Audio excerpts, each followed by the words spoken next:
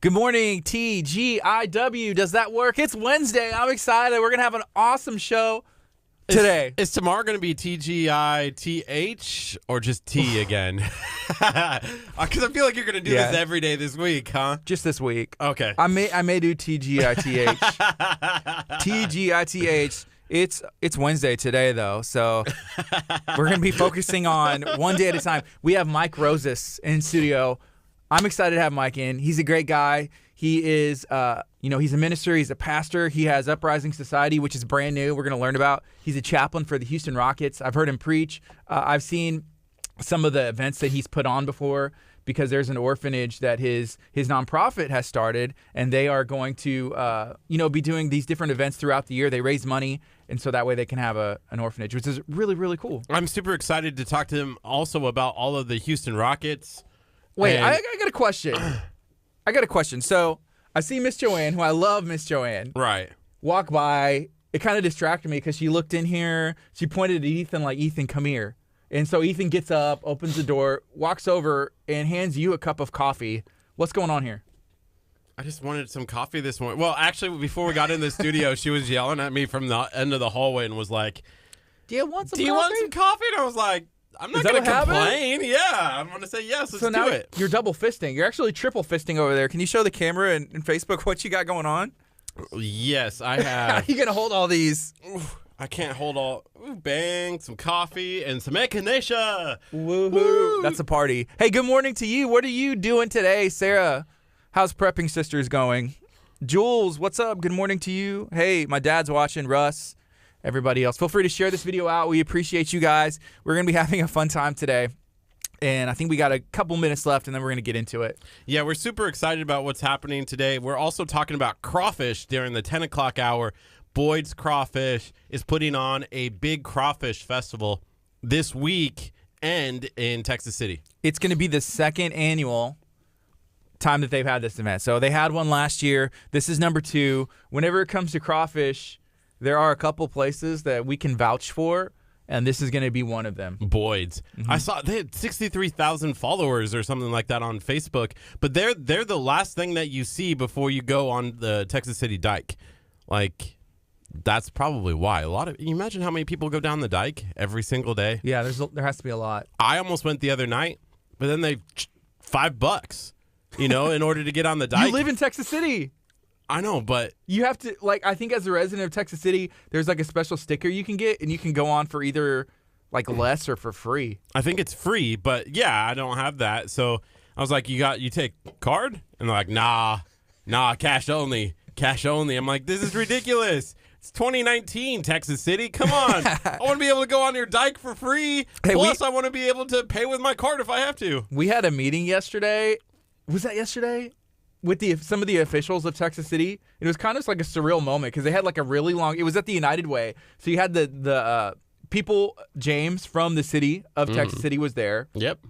They had, Mr. Rubio, who works for the fire department, and then you had his boss that was there. There was people there, I don't even know what they did. Chris is the head of the United Way for this area, has the building named after himself. He's a great guy. But then there's me and Curt. And I was like, two of these people are not quite like the others. Did you see everyone else was in uniform or a suit, and we're I was in a hot dog costume. I brought some tacos, and it was but it was a great meeting. So we're going to be doing some stuff at the firefighter games like we did last year, but we're going to be doing our morning show from there. And then they asked us, did they ask us to be in the parade? Or how did that tell us to be in the parade? I'm not sure how that went. Either way, it was maybe a voluntold kind of situation. I was like, I can be in a parade. And I just imagined, are we going to be in a fire? What's going on? I don't even know. But we're going to show up.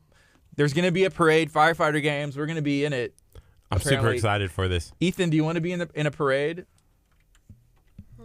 Sorry, wow, he's like, nah, I'm good. Wow, parades bore me. To wake him up this morning, and I have 0. Oh man, my dad clarified. He said, "Hey, you live in Texas City. You need to go get your sticker. Apparently, it's free." I have to also update my driver's license to show that I live in Texas City. Well, that would help. That would help as well. So we got 18 seconds, and we're gonna go on. Have a fun time. We'll be talking about some crawfish. We're also going to be talking to my good friend Mike Rosas about everything that he has going on and we're about to get into this. Here we go. Good morning. You're listening to KHEA Radio 99.5 FM. This is Kickstart. I'm Gardy. And I'm Curt. Right now, it's 8:43 a.m. on a Wednesday morning. Ethan and me were walking in the building at the same time because we get to work on time. And here we go. And Ethan made a comment. He was like, it's not hot, it's not cold. It's like one of those days where it's like a coin flip. Is it going to be hot today? Is it going to be cold? But it's really nice outside. And I'm excited that we're like finally into spring, like over like the 40-degree weather where I'm like doubled up in a parka. You know, yesterday, though, I was like, oh, yeah, it's starting to get closer to summer, closer to spring, because it was cold in this building yesterday. Yeah. It was freezing. You know, when the AC gets turned on, you know it's going to be warm outside. Yeah. You know, that's the one thing that I had to figure out how to get used to when I moved back to Texas was the air conditioning. In Vermont, there's no air conditioning. You never need it. Right. It never gets close to 80. You know, it might be 80 Really? for like a week. It's crazy. You know, but otherwise, you don't need air conditioning in Vermont. And then I moved to Texas, and everyone's like, it's 60 degrees outside, and they're like, time to turn on the air conditioning. I'm like, really? No, 60 degrees outside. I'm turning on the heater. I'm turning on the heater. I need to be warm. Feels like Fireplace on. Everybody in Texas just like, let's crank that AC up. And I'm like, I just want to sit in the warmth. I want to be outside. I'm about to build a fire pit. You know, it's 60 degrees outside. Start roasting marshmallows with like double layers outside. I'm not even joking. But right now it's 8:44. This is KHEA Radio 99.5 FM. Have you been to Boyd's yet? Did you go to the last crawfish festival that they had? This is going to be the second annual. It's coming up quick. We're going to be talking about that during the 10 o'clock hour. Let us know. We just gave away some crawfish yesterday to Fub on Me, who is one of our partners here at KHEA Radio. And I think a lot of happy people are going to be getting some crawfish soon. Yeah, this weekend, we're going to find out more information during the 10 o'clock hour. Coming up, though, at 9 o'clock, Gardy, we're talking to the chaplain of the Houston Rockets. And I have to, is it possible if I can ask him what's it like to talk to James Harden? Yeah. The king right now of the NBA? Mm-hmm. The MVP. Right, yeah. Yeah, no, MVP. you can ask him totally. Okay, and then how much do you think, like, would James Harden be down if I, like, showed up in a hot dog suit? Like, can we get that meeting to happen where he like dribbles me in the hot dog suit and he's like, this chump? Wow. Right? Curt, you're not a chump. Don't ever let anybody tell you that. Even imaginary James Harden in your head. Okay. Yeah. I feel like he's like in the Space Jam where they roll up the guy in the basketball and shoot him. I feel like that would be me. Yeah, 100%. That would be you, but you know, you don't have to say it. Yeah. Mike Rosas, he just texted me. He is here, so we're going to be bringing him in here in a bit, 9 o'clock hour. It's going to be a lot of fun. Mike is the chaplain for the Rockets. His family works in the NBA, like on different levels. It's really cool. That's something I hope my son will do. I'm like, son, go work for the NBA, like in an organization. That's really cool. Like his older brother is one of the higher ups, like in the Rockets organization. He used to be the GM for the Mavericks. He was interviewing for some other, like I know for the Charlotte Hornets position. It's just really neat. You got to be pretty smart. You got to be, in the industry for a bit to even be considered for any of those positions. It's nuts. And I feel like you have to be able to rock a suit. Like I feel like everybody in the NBA knows how to wear a suit, right? Yes. Like even like James Harden, like knows how to wear a suit. Whenever he accepted his MVP trophy from last year, he ended it with swag and then like walked out. But it's like a different level. Sometimes it's like a fashion show. Whenever these guys like arrive to anywhere, they use it as a platform to, I don't know, make a statement. On the court, they all wear the same thing, jerseys and shoes, but like arriving to the game, leaving the game, it's like a 24/7 thing. Like social media, this is my fit. This is what I'm wearing. These are my shoes, And James Harden's no different. He's one of the, I guess, more trendier players in the NBA. I felt like I needed to know that Mike was coming in today because I feel like I would have suited up. Okay. For Mike. Just for Mike. Hey, me and Ethan are like that whenever we come in the morning. It's like a fashion show. Me and Ethan, we get to work on time. We show up walking from our cars to the door. Ethan's just with the head nod. Usually Ethan will have like on a beanie. Sleeping over here. He'll just kind of be rocking it, making it happen. And then you show up about 20 minutes 45 minutes later, just strolling in. One of these days, I'm going to show up at 8:45 and just be like, I would love it. Oh, hey, what's up, guys? Just walk in, and everyone's like, oh, yeah, now they're right. Now he does show up late. Yeah. Yeah. But you show up, today me and Ethan gave you an ovation. We were scared. We're worried sometimes, like, is he okay? We're checking the ditches. Ethan just said, like, hospitals were saying, hey, there's this guy. He loves cheese. He's probably in, like, a cheese-induced coma. Man. Can you imagine, though, having to go to a hospital, like, and eating hospital food for, like, if you were there for, like, weeks and weeks and weeks? I wouldn't be able to eat tacos. I wouldn't be able to eat cheese. Like, oh... That's the worst part of you imagining yourself in a hospital. My grandpa used to go to the hospital when we were like teenagers, and he'd be like, "Oh, I'm so excited! I get to have these green beans." And he would be like, "Oh, green beans!" I'm like, "Grandpa, what is wrong with you?" Think of all the Jello. Oh, the Jello. So whenever my daughter was born, we were, at the hospital for a bit, and the hospital food, it ain't bad. Like, it's buffet style. It's almost like weigh your plate whenever you go out. So the hospitals in Texas are better than the hospitals in Nebraska. It depends on if you're a patient or if you're like there visiting. Because once you go down to the cafeteria, it's like, well, what would you like? Would you 1 meat, 2 meat? I felt like I was at Pit Stop Barbecue. I'm like, wow, this is awesome. There's all kinds of different stuff. And you know me, I get sold on going somewhere, food alone. Like, we're talking about cruises, right? We're giving away a cruise. Yeah, we're giving away a cruise, dropping the video next week. Yeah. And for me, the food was the deciding factor. I was like, hey, I've never really wanted to go on a cruise. Being in the middle of the ocean, it seems like it'd be kind of cool, right? But then the buffet. For me, I was like, hey, yes, I would love to go on a cruise. I think I would like to go on a cruise. The cruise and the ice cream, everything. We're super excited. So we're dropping that video next week. So if you're tuning in to our Facebook page, if you're listening in your car or on the FM, make sure that you go and like KHEA Radio on Facebook. That's at KHEA Radio, because we're giving away a free cruise. It's for 2 people. So you, partner, friend, whoever will be able to go on a cruise in September for free. It's a 4-day cruise taking place Monday through Friday. We'll have all the details on the video when we drop that next week. Is anybody excited about that? I feel like our Facebook stream is very quiet right now. Our Facebook page is very quiet right now. Yeah, but I'm excited to give it away, and I feel like that's enough. That's enough. And someone's going to win that for free, and they're going to be having a great time. We just want to, maybe if y'all take some pictures or just share your experience whenever you get back. That's what we'd love. We would appreciate that. So right now it's 8:50.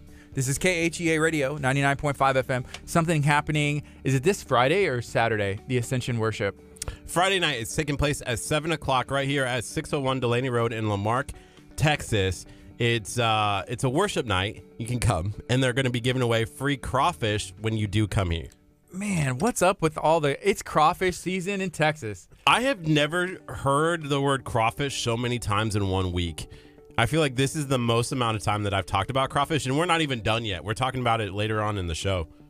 Man, yeah. So free crawfish, worship music, a time to hang out, fellowship with some friends, make some new friends. That's going to be this Friday at Abundant Life Christian Center, starting at 6:30? 7. I'm showing up early. I'm going to be here like at 8:30 in the morning, 8 o'clock. I think if we told everyone 6:30, then we'd be able to start by 7. Yeah, it's going to be in the front foyer. I guess they're going to be doing the crawfish out front. Either way, I'm hoping that they just have tables. This is how I remember going to like crawfish boils like as a kid. There's the picnic tables. They put newspapers all over the table, and then as they boil the crawfish, they just dump it out over the table, and then everybody just starts eating. And there's like a trash can behind you or like piles, and then you just throw it away and you keep going. It's the best, man. Is it kind of like, have you ever been to like a bingo hall and they have like all of the bingo trash cans? Like, somebody who's like really played bingo a lot. Okay. They have their own personal trash can beside them, and they're like, oh, didn't win. And they're like ripping off the bingo cards and like throwing them in their own personal trash can. Did you play a lot of bingo as a kid or something? Or what? Yes. You went to the bingo hall when you were a kid. We used to go as a swing choir in high school, and we would go and sing at bingo halls, or they would be playing bingo. Yeah. I have never been to a bingo hall. Really? Yeah, there's one like a Kurt's throw away. I've never been to a bingo hall. Why would I have ever been? I don't know. I didn't go sing choir like to the bingo people. Yeah, that's what you do. That's apparently in Nebraska. But they all Like, you could tell the people who are really serious about bingo, Yeah. they have their own personal trash can. But you could also tell someone who's really serious about crawfish, Okay. because they're probably going to have their own personal trash can. That makes sense, and Right? I see the correlation. I see the relation there. What is somebody called if they eat? Not if they eat crawfish. What is somebody called if they play bingo? Are they like a bingoer? A bingo-ette? A bingy. A bingy. I don't know. That sounds really bad. Is there a term? What about someone who really likes crawfish? They are called an American. That's about right. You're A Texan. a Texan. You're an American. You're from the South, and you know what's going on. You know what's up. Hey, good morning, Francis. Good morning, Lauren. Appreciate you guys taking the time to tune in, even if it's just for a bit. But I know you guys are going to hang out for the entire 2.5 hours hanging out with us. Hey, did you see that Francis and Bayshore Grill is teaming up with Bay Area Houston food lovers again, doing another karaoke night on the 4th On the of 4th May. of May. That's right. 4th of May. May 4th? Oh, I'm going to need to practice some Star Wars. What? You're going to sing a Star Wars song? Because May the 4th be with you. Ah. See, May 4th? What are you going to sing, like the Cantina song? Da, na, na, na, na, na, na. That's not Star Wars. Oh. Bomb. Bomb. Yeah. We're terrible at this. Yeah, it's pretty bad. I lost it as well, but I don't know if any of the Star Wars songs, they're like orchestras. I don't think that people would want to hear you like recreate the orchestra with your mouth. Watch me hum the Star Wars song. That's going to be my performance at karaoke, Bayshore Grill, May 4th. There was a video, I almost shared it with you, but we really can't talk about it. But there's a song that they said was the perfect karaoke song. Okay. And it was really a song with like one word through the entire song. And so it's like this guy's just like standing there waiting for that one word, and then he'd say it and like speak it in the mic and then be like, okay. Was it on Pee Wee Herman? Was this song on Pee Wee Herman? I know what song it is. Yeah, terrible. What are some other good karaoke songs? May the 4th, it's coming up. We got to start planning. Kurt, you did a song by Jet last time. You did an absolutely phenomenal job. I have to give you a hand clap. Give yourself a hand clap as well for that. Woo. And karaoke's fun. Did you grow up doing karaoke or just singing at bingo halls? Apparently, I don't remember singing karaoke ever until like that night. That was my first performance. But you were practicing, I guess, your whole life singing at bingo halls. Singing in bingo halls. For this moment. Hanging out with all the daubers. Yeah. I love that Robin said, because we asked, what do you call someone who's at a bingo hall? A dauber. Is that right? I don't know. She said question mark, but I love it. It's a great comment. I have no idea what that is. I hope it's something good. Kurt's gone a little crazy. He's double fisting his Bang energy drink and his coffee from the coffee shop. You don't know what's going to happen today. Yeah. But we're excited. It's 8:56. It's KHEA Radio, 99.5 FM. We got Mike Rosas. He's in studio. He's in the building. We're going to be talking about the Houston Rockets. He's the chaplain for the Houston Rockets. He has Uprising Society, which is brand new and has just started. He also has Love Bot. And these are all things we're going to be touching on for this entire hour. So it's going to be a lot of fun. We're going to be learning what he has up his sleeve. What's next? You know, whenever you stay that busy, there's always something going on. Your wheels are always turning. How are you planning for the future? The hamster, right? Yeah. Is constantly running. He also has a record label. Do you know one of his bands is Roland? So he manages and he has a record label, and that's Mike Rosas. Really? Yeah. Roland's coming in studio soon, aren't they? Yeah, they are. So they were in about a year ago, and they're coming in on Friday. And I'm excited. Yeah, I'm excited to have them in. Oh man, that's awesome! I can't wait. We haven't had a band in here in a while. Mm-hmm. Like we hadn't had a musician in a while. Yep. So we're gonna take a quick break. When we come back, Mike Rosas will be here, hanging out in studio, in the hot seat. I told him I hope he's prepared. We're going to be asking all the tough questions, but it's going to be so much fun. This is KHEA Radio, 99.5 FM. We're going to keep it going on Facebook. Stay tuned. Share this video out. If you're watching on social media, tag a friend. Tell them to tune in. We're going to be all over the place, but we're excited to have Mike Rosas here in studio. Coming up next is Sidewalk Profits with Prodigal on KHEARadio.com and 99.5 FM. This is Kickstart. All right. Boom! Hey, Facebook, we're going to show you an ad. Not really an ad. Just a little product here. Some love to one of our friends who's helping us with a cruise. So special? Your cruise planner's luxury travel agent, of course. Here are 5 ways we make world-class vacations extra special. Number 1, fabulous hotels and accommodations with personalized service. Number 2, exquisite dining, so we only recommend the finest. Number 3, undiscovered places to cross off your bucket list. Number 4, brag-worthy experiences you'll never want to forget. Number 5, downtime for reading or indulging in a holistic spa treatment. Who's booking your luxury vacation? Cruise Planners, your land and cruise experts. Hi, I'm Karen Edge, your land and cruise expert. Joshua and I specialize in fun. Across the globe, whether you are traveling by land or by sea, we've done it all to give you a true vacation edge. What's up? Hey, good morning. We're back. Thank you to Karen and the team. Thank you to yourvacationedge.com, Cruise Planners, and to Royal Caribbean for giving us the cruise to give away to you. You have the opportunity to win that. It's going to be free. You're just going to have to like, share, and comment on that video. It's dropping next week. Next week, hopefully on Tuesday, April 2nd. That's our plan. That's our goal. It's going to be a free cruise. All you have to do is like, share, and comment. How easy is that? Easy, and you get to go on a 4-day cruise in September. You do have to be 25 years old, or so Ethan cannot enter into win. You can win it and then have somebody go. Like, your mom will really love you, Ethan. If you gave her a cruise, I feel like she would be like, you're my favorite. I have more kids than you, but you're the best. You're the best one out of all of them. Bold of you to assume she doesn't already think that. Well played, well played. Touche. But yeah, I feel like she'd definitely appreciate a cruise, getting away from you? all of the non-favorite children. Oh, okay. I got you. Hey, what's up, Mike? We got Mike Rosas in studio. How are you doing? Doing well. Honored to be here. We're glad you're here. We're hanging out. We've been doing this for a bit. We had Roland in studio almost about a year ago now, and I was telling him, I was like, well, Mike works with Roland. He has a record label. You know, I was kind of touching on a little bit of everything. I was like, he's kind of busy. I think the wheels are always turning. Yes. But Roland's coming in on story. Friday. Yes, yeah. Thrilled to have them on here. Yeah. What can we expect? What are those guys up to? Man, their new album will be dropping April 26th, The Narrows, and it's a just incredible rock and roll album. Rock and roll's kind of been out of the spotlight. It's been brought back into the spotlight by bands like Greta Van Fleet, other bands like that.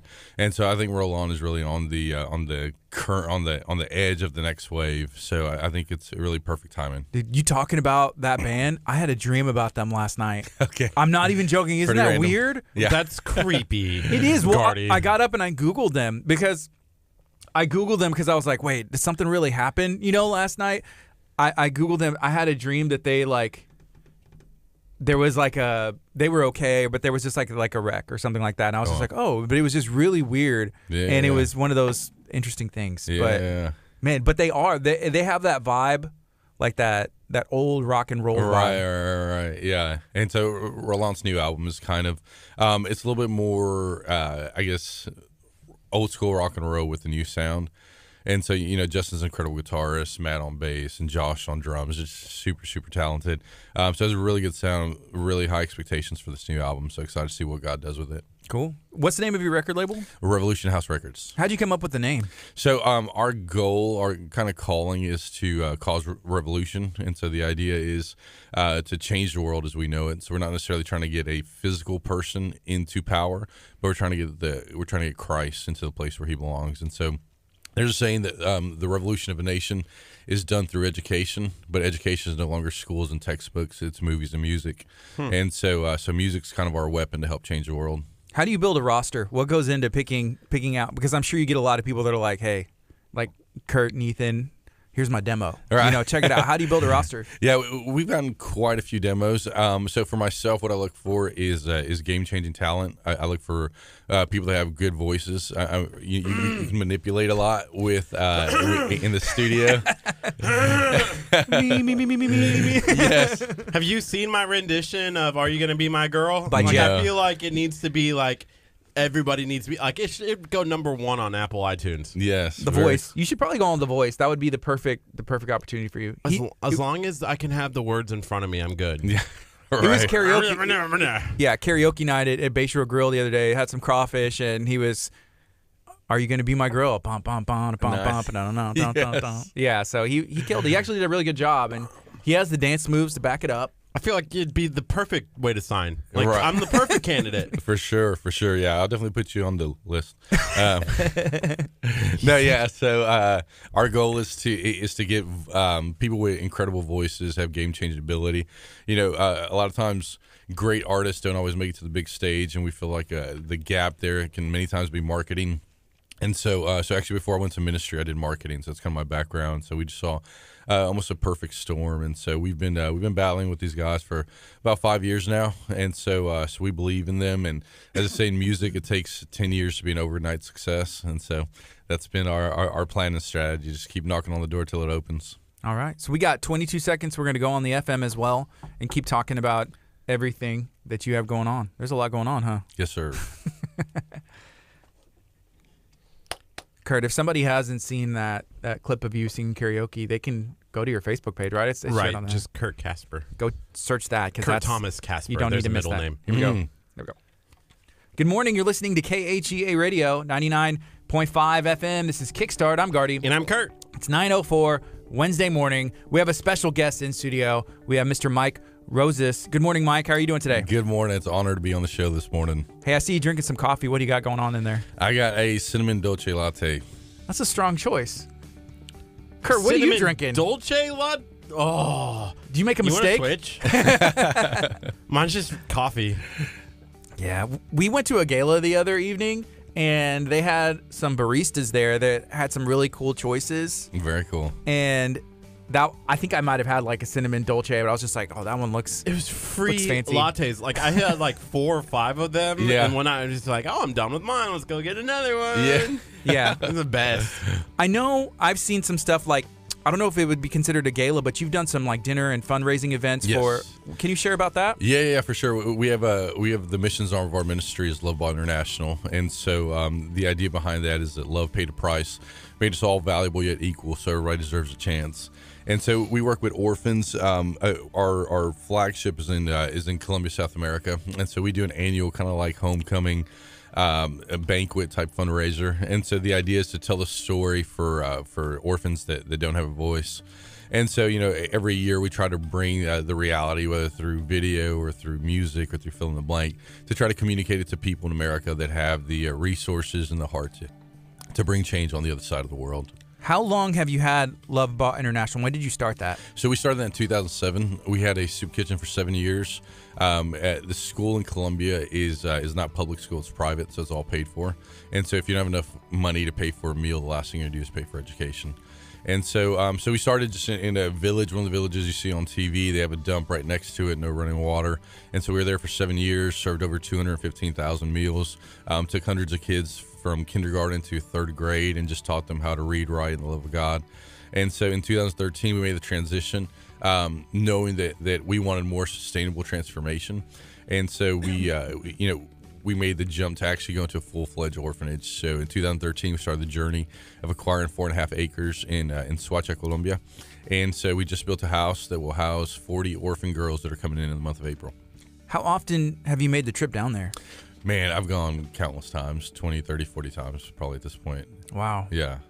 And I mean, like every time, is it just like a vision trip, or like just actually like working? Like what do those trips entail? It's a little bit of everything. Making relationships in the community, going out there, casting vision. We have full-time staff out there, and so just getting everything in preparations for the girls. God's been gracious to us. We've been able to do everything debt-free, and so it's been a longer trek than we had desired. But whenever you work with governments, there's a lot of inefficiency and things that we're struggling. In Colombia, top 10% are 40 times richer than the bottom 40%. There's no middle class. So there's a lot of inefficiency in the government. Beautiful country. It's where my family's from. But there's also just a lot of struggle over there. And so for us, going over there is a lot of just dealing with the government and just casting vision and creating a home. Part of what God told us, I have a 2-year-old daughter and a 5-year-old daughter. And so God said, if something happened to you and your wife, how would you want your girls to be taken care of? I was like, well, the best of the best. I don't want the most loving people to take care of them. And so God said, well, those orphans are my sons and daughters. I want the same thing. Yeah. And so I kind of choked up and I was like, well, it's going to be the best of the best. Yeah. Sometimes people they say, hey, there should be this, there should be that, or like you can look on the outside and be like, that could be done better. But sometimes that's God telling you, hey, you can do it, start it. Yeah, for sure.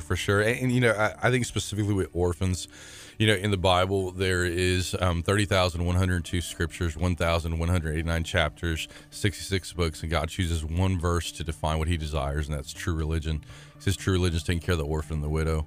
And so what happens is a lot of times we forget that as people that get busy. But the reality is everybody can do something. Everybody should do something. I'm not saying everybody has to adopt. Everybody has to go start an orphanage. But everybody can pray. Everybody can support. Everybody can be a voice for those that don't have it. Yeah, some people can't go, but they can donate. Yeah, for sure. Yeah, they can donate and support just in any way, form, or fashion. But as a church, I did a study a couple of years back, and there's no atheist orphanages.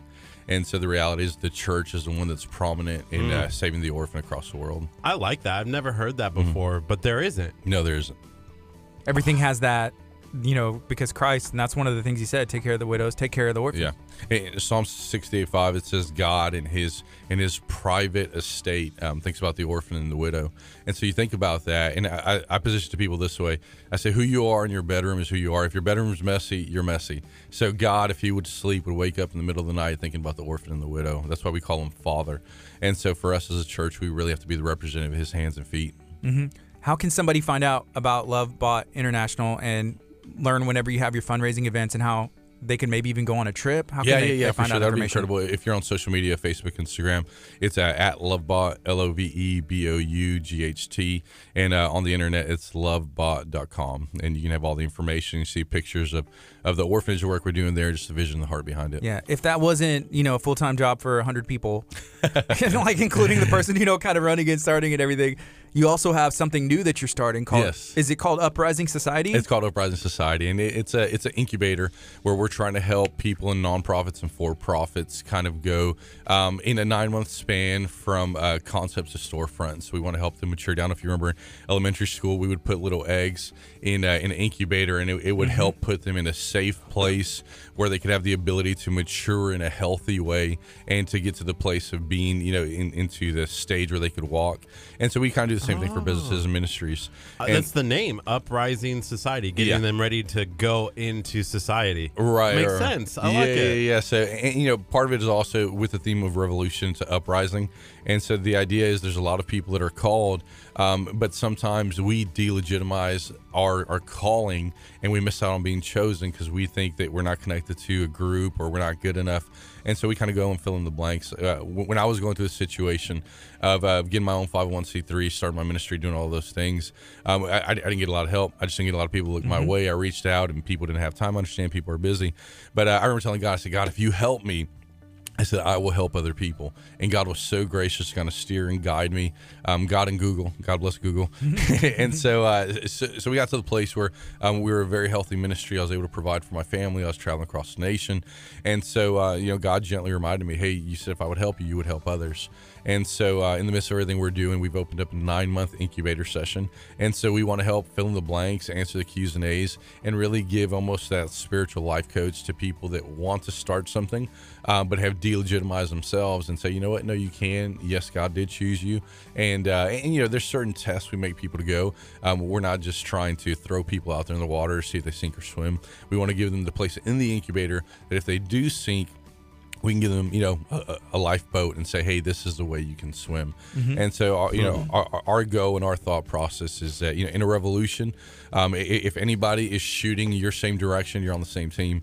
And so my desire is to push Christ. So if somebody else is pushing Christ, then we're both accomplishing the same goal. So same team. Yeah. So I would very easily love to show all the weapons I have, strategies on my battle scars, and say, hey, if you can step on my shoulders and go higher, further, and faster, that's what the kingdom of God is all about. The first time I heard the word incubator used in this context was from a TV show called Silicon Valley. Yes.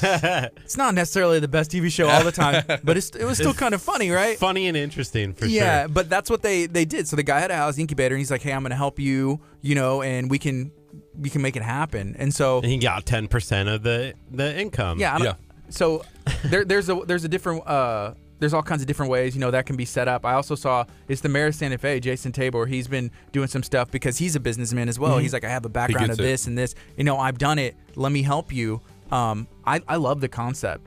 Because starting a nonprofit isn't easy. It's on paperwork alone. Yes, yeah, it's a lot of hard work. I know for us when we did it, it took us.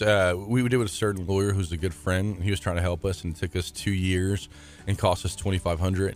And over the last 18 months, we've helped several organizations get it in 2 months, and it cost us $850. Wow, that's good. Yeah, and so the idea is, again, if you can learn from us, you can use your resources to expand the kingdom. It's a win-win for everybody. Who would be a good fit? Like, what kind of ideas or businesses would be a perfect fit?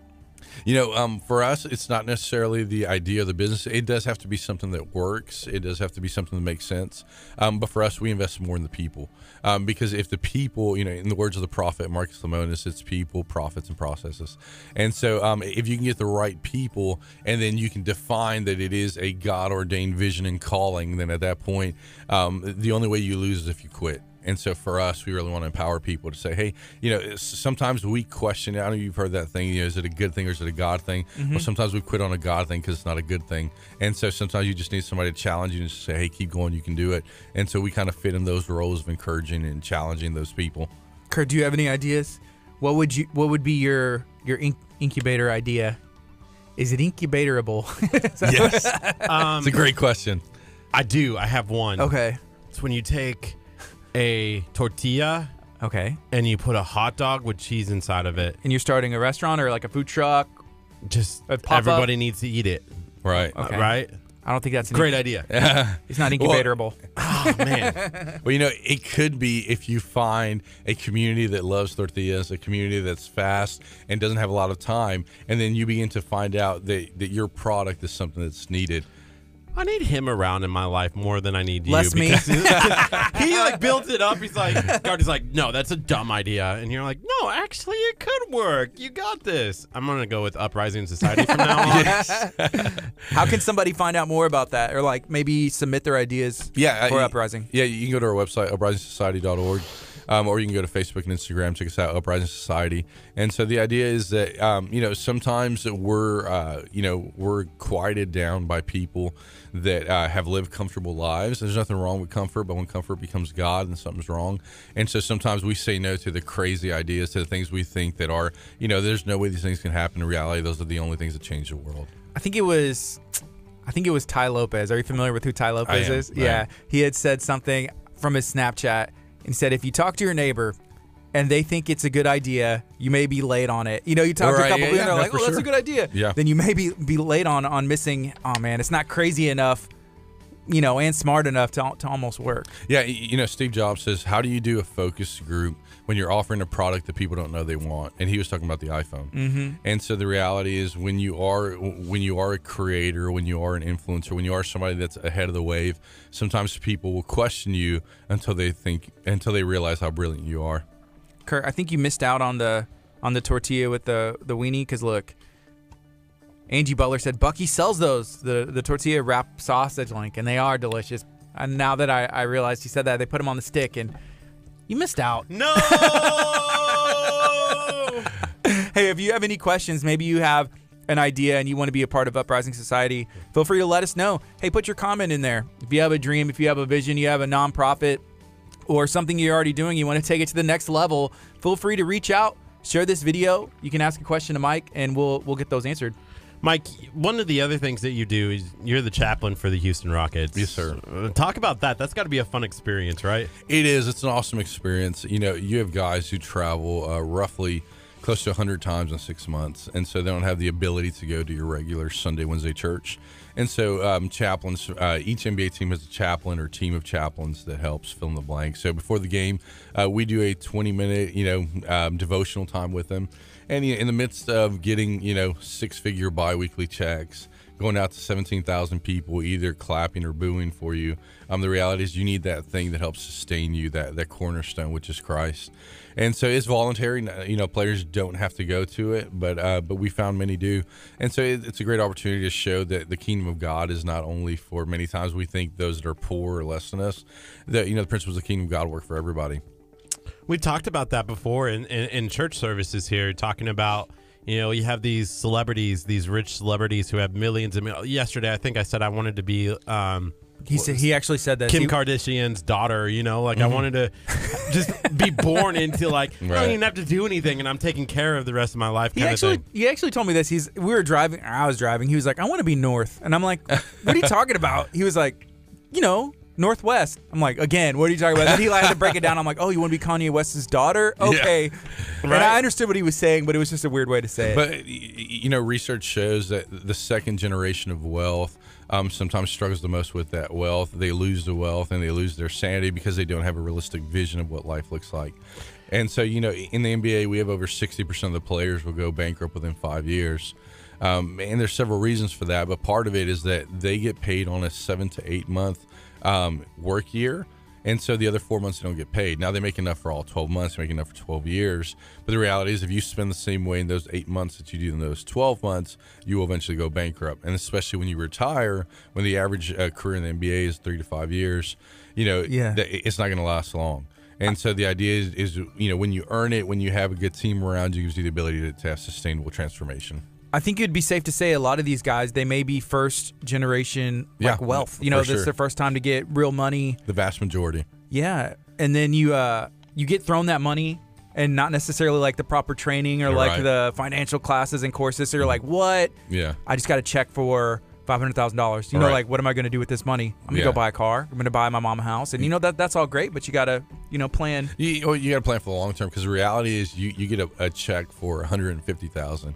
You think, man, this is a lot of money. And then you think, I'm getting another one in 2 weeks. I'll be good. And another one. Yeah, like, I'm good for life. And the reality is, if you plan, you could be. But, you know, so many of these guys have people around them that only want to get on payroll, have yes men around them. And so as chaplains, we kind of get into filling that role that, no, it's not all yes. It's a voluntary position. You don't get paid for it.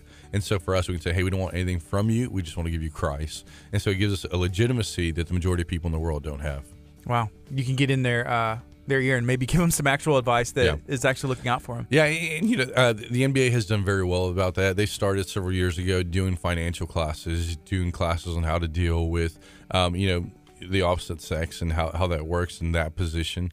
And so the NBA has done a great job of trying to prepare them as much as they can. But at the end of the day, they have free will and they make their own choices. Have you seen anything about Lonzo Ball, LeVar Ball, Big Baller Brand, and like the drama that's going on right now? Yeah. I saw Lonzo Ball went with Nike, which I think is a brilliant idea. And, you know, it was the Ball family made a lot of waves, but the reality is pride always leads to a fall. And so, you know, when you sell a shoe for $500, it really doesn't make sense. You don't have, I mean, when you have a LeBron who's selling his shoes at $150 and you have an unknown name selling his shoes at $500, there may be a blow up at the beginning of, you know, just curiosity. But the reality is that's not a long-term sustainable business concept that would work. You know what they should have did? Went with Uprising Society. Like, a Big Baller Brand would have went to you and been like, hey, okay, I think you need he had a bunch of yes men. You know, LeVar and Lonzo, they'd probably be like, yeah, let's go. You know, or somebody else was in their ear and it was the wrong voice. You got to be realistic. You know, they're very smart businessmen, but at the same time, you also have to have a concept that works long term. And the concept and structure they built was not for the long term. It was for the here and now. Yeah. Kurt, what do you think? Have you been working on a business plan over there? I'm talking it over with Ethan on what we can do to get these hot dog like tortillas like out of the hands of Buc-ee's and into the hands of the people. Yeah. Right? I think Buc-ee's is actually doing a pretty good job of moving those already. And they're a little expensive. They're 79 cents. I think we can sell them for 69. I think we can get them down to like 59 if we really worked on our business model. That's true. Yeah, if you had them made in China, you could probably make that happen. Ooh, Chinese tortillas. Yes. That'd be interesting. The one question I have, so Gardy and I, we actually go to Rockets games and stuff like that. So you're there every game, or we try to say hi to you as often as we can. Yeah, we're there. As many games as I can. Yeah, it's always a pleasure hanging out with y'all. And one of the things, like James Harden, like he's having the best season that anyone has had. It's like Michael Jordan. Michael Jordan, right? Like Hashtag MVP. Hashtag MVP. What's that like for you to be a chaplain? Do you get to hang out with the MVP? Are you starstruck? Like, do you sit there and be like, oh my gosh, this guy's gonna win MVP? Like, I'm talking to him right now. Like, well, you know, it is a voluntary situation. So some players come, some players don't. You know, but I think the reality is what kind of humbles you is not necessarily who they are, but who God is. And so I think the reality is if you kneel before God, you have no problem standing before any man or woman. one of the things that I've noticed, and you're about maybe Gardy's height or You're like my 6'2". height. You're pretty tall. It's 6'1". Oh, okay. And a half. I'm and a half. The one thing I remember, I interviewed Doug McDermott. Have you ever met Doug McDermott? No, I've seen him, but I haven't met him. Dougie Buckets? Dougie Buckets, McBuckets. Yeah. Do the Dougie, right? Yeah. And he was at Creighton when I was working in TV, right? Oh, very cool. And his dad was the coach, and his dad's also tall, Greg McDermott. And I remember like having that TV camera, doing the interview, like pointing like this. You know, it's like pointing up to the sky, and then you're like reaching out your hand, and you're like, my wingspan's not. Right. Do you ever just look up at these people and like, how tall are you? You know, I think I had that opportunity once. I had my wife on the court with me. She's 5'3", and when I barely began, my first year was Yao Ming's last year, and so when your wife's head goes up to the belt of one of the NBA players, I think at that point you understand the bigness of the people that are around you. There was a guy from UCF that was playing in the March Madness. Taco. He has a wingspan of 8 feet, something like that. So he's like in the kitchen cooking and taking a shower, you know, just reaching out. I think that's hilarious. Yeah, he's a good guy. He seems like he played all 4 years. This was like his senior year. But he's tall. Like this dude is like dunking like on his tippy toes. Like, one foot and he's just like boom. It's a whole different ball game. Yeah. Do you pay attention to the March Madness? I do. I do actually love March Madness. It was a little busier this year than most, but we usually try to we do some internal brackets with the Rockets, and so just have some fun with it. And I guess wins that bracket. Like, there's got to be some NBA guys who really know their stuff. They probably they root for their team. You know, like whoever they play for. Yeah, no, there's a lot of loyalty in colleges, and you know, even when you move up to the big leagues, there's a lot of loyalty. Yeah, because the players can move, you know, as getting traded or just signing with the new one. But I feel like that college loyalty, because they had to choose. You know, they had to choose. This is where I was going, whether they played 1 year or 4 years. So that's a loyalty that they would probably keep forever. Carry on for them for sure. Yeah, and then they have loyalty, but it's different because it's always a business. You know, it is a business, and you know, I think you have the opportunity like a Dirk Nowitzki. I mean, that guy could become mayor of Dallas. But the reality is, the majority of people will go through several trades, and it's a business. But even though it's a business, you build relationship, you build camaraderie, and when you get traded, it hurts. I don't care if it's your first time or your 8th time, it hurts. Yeah, and you come from an NBA family. Speaking of Dallas, I know your brother. Yes, yeah. My brother was the first Latino general manager in the NBA. He was the GM for the Dallas Mavericks for a couple months, and he ended up, you know, wasn't a good fit, so he came back to the Houston Rockets. Has been with the team over a decade and has just really flourished there. Had a big hand in the Tracy McGrady trade and the James Harden trade, and has been very instrumental. He's the executive vice president of basketball operations. That Harden trade was worked out all right. Yeah, I mean, it was James Harden for Jeremy Lamb. So Daryl Morey is incredible and just a brilliant guy, and so seeing potential in these people is what separated the Rockets from so many other organizations. He was like So here's the crazy thing about Harden, and I don't think I've ever told you this that I just find absolutely bizarre. Most of these high-end NBA superstars, like if you're thinking there's like good players. There's great players, and then there's superstars. Mm-hmm. LeBron, Kobe. Right. The people who win MVPs, mm-hmm. right? Harden didn't come out of college like going to be a superstar. Like LeBron did, or like, Kobe did. Like everyone knew like this is going to be a superstar. Harden wasn't even like his first couple of years wasn't even on first team. Like he was playing 6-man. Like he won 6-man of the year for the Thunder. Yeah, they had a stacked team though. Yeah. I mean, you had Kevin Durant, Russell Westbrook, but there was always a potential there, and I think some Daryl Morey and the Rockets really striving to see potential in places where the people can't. We picked Chandler Parsons in the second round. We have so many second round gems we've picked that have helped. Either in trades or what just hurts? in the team. Montrezl Harrell. Yeah, he was a second round pick. Yeah. And now he's still killing it, which I knew, like, in that Chris Paul trade, you got to make it work. Yeah. In the numbers, it makes sense. Like, you got to get Chris Paul, but it was just like, could you at least kept Sam Decker? Like Montrezl Harrell. And, the thing is, there's 400 players in the NBA, and every single player is good. It comes down to playing time and what program they're in. But, I mean, when you see the 12th player on the bench come off and score 20 on any given night, the reality is almost anybody in the NBA is great. It's just being in the right place, right time. Opportunity. Yeah. And then taking advantage of that opportunity and making it happen. But right now it's 9:27. This is KHEA Radio.com, 99.5 FM. We're talking to Mike Roses. He's the chaplain for the Houston Rockets. He has Love Botter International. He has Revolution House Records and Uprising Society. Yes. And there's probably like 10 other things. Like, what else do you have on the radar? Is there other stuff that you're already like planning? Yeah. So actually, before ministry, I did marketing. I went to University of Houston for 2 years. Excuse me. Shortly. Actually, in the middle of that, I got offered a job from New Balance. They were releasing their first basketball shoe in 20 years. So I got hired from them, and so I got to do marketing with a multinational company. I learned a lot about marketing. And so roughly about 6 months ago, we launched a new marketing venture. We have a great team of graphic and web designers, videographers, and so we released Discovery Marketing Group. And so we started about 6 months ago. We picked up a couple of accounts, just trying to help people be more creative outside of the box, and also steward social media and what it looks like to really get your message out there. I mean, you hear a lot in churches and small businesses, we're the best kept secret, and that's not a good thing. So what we want to do is help make that best kept secret actually get it out in front of the world.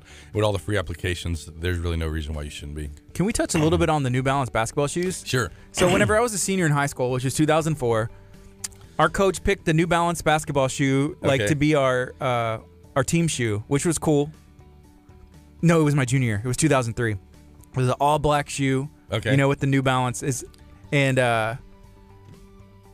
was kind of tough because New Balance isn't the first thing that comes to mind whenever it was just like, oh, I'm going to get the new basketball shoe. And it's just like, I got to get these New Balances. And so coach was like, y'all are all wearing New Balances. And it was just kind of like, man, that's not fun. I want to wear whatever I want to wear. My dad loved his New Balance shoes, the white ones. He loved it. I bet he could grill. That's kind of like the thing, like, oh, the Air Monarchs or the New Balance, and if they're not grilling in those, I don't want it. Yeah, and I actually worked with New Balance from 2004 to 2006.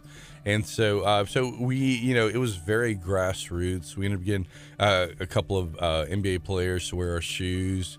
We worked with a lot of schools too. And so part of it, probably a good reason why your coach did it, was because if you bought our shoes, we would give shirts, we'd give jerseys, we'd give a whole ton of merch, because we were trying to get back out in the market after not being there for 20 years. Man, there was that guy. He used to play for the Spurs, and he wore New Balance. Like, even after New Balance stopped making basketball shoes, he must have had like a stack. Because he was still, I can't remember his name, but he's recently retired like 2 or 3 years ago. Okay. But but New Balance, I think, did they actually reintroduce a basketball line like here recently? Yeah. So when I worked with them in 2004, we had people like, I don't know if you remember Ryan Bowen, Charlie Ward, they were wearing New Balance shoes. And then we had some kind of Zion-esque issues where shoes were having problems on the court, so they kind of backed away from it just because of production. And so they began to re-release it. They're back out there trying to be aggressive, sign some big NBA players. Did you see the Zion incident where he had his shoes on? Yeah, he had his some Paul George's on, I think, and it just but he's so athletic and probably changed his positions like so quick. It's just like he just flew out the shoe.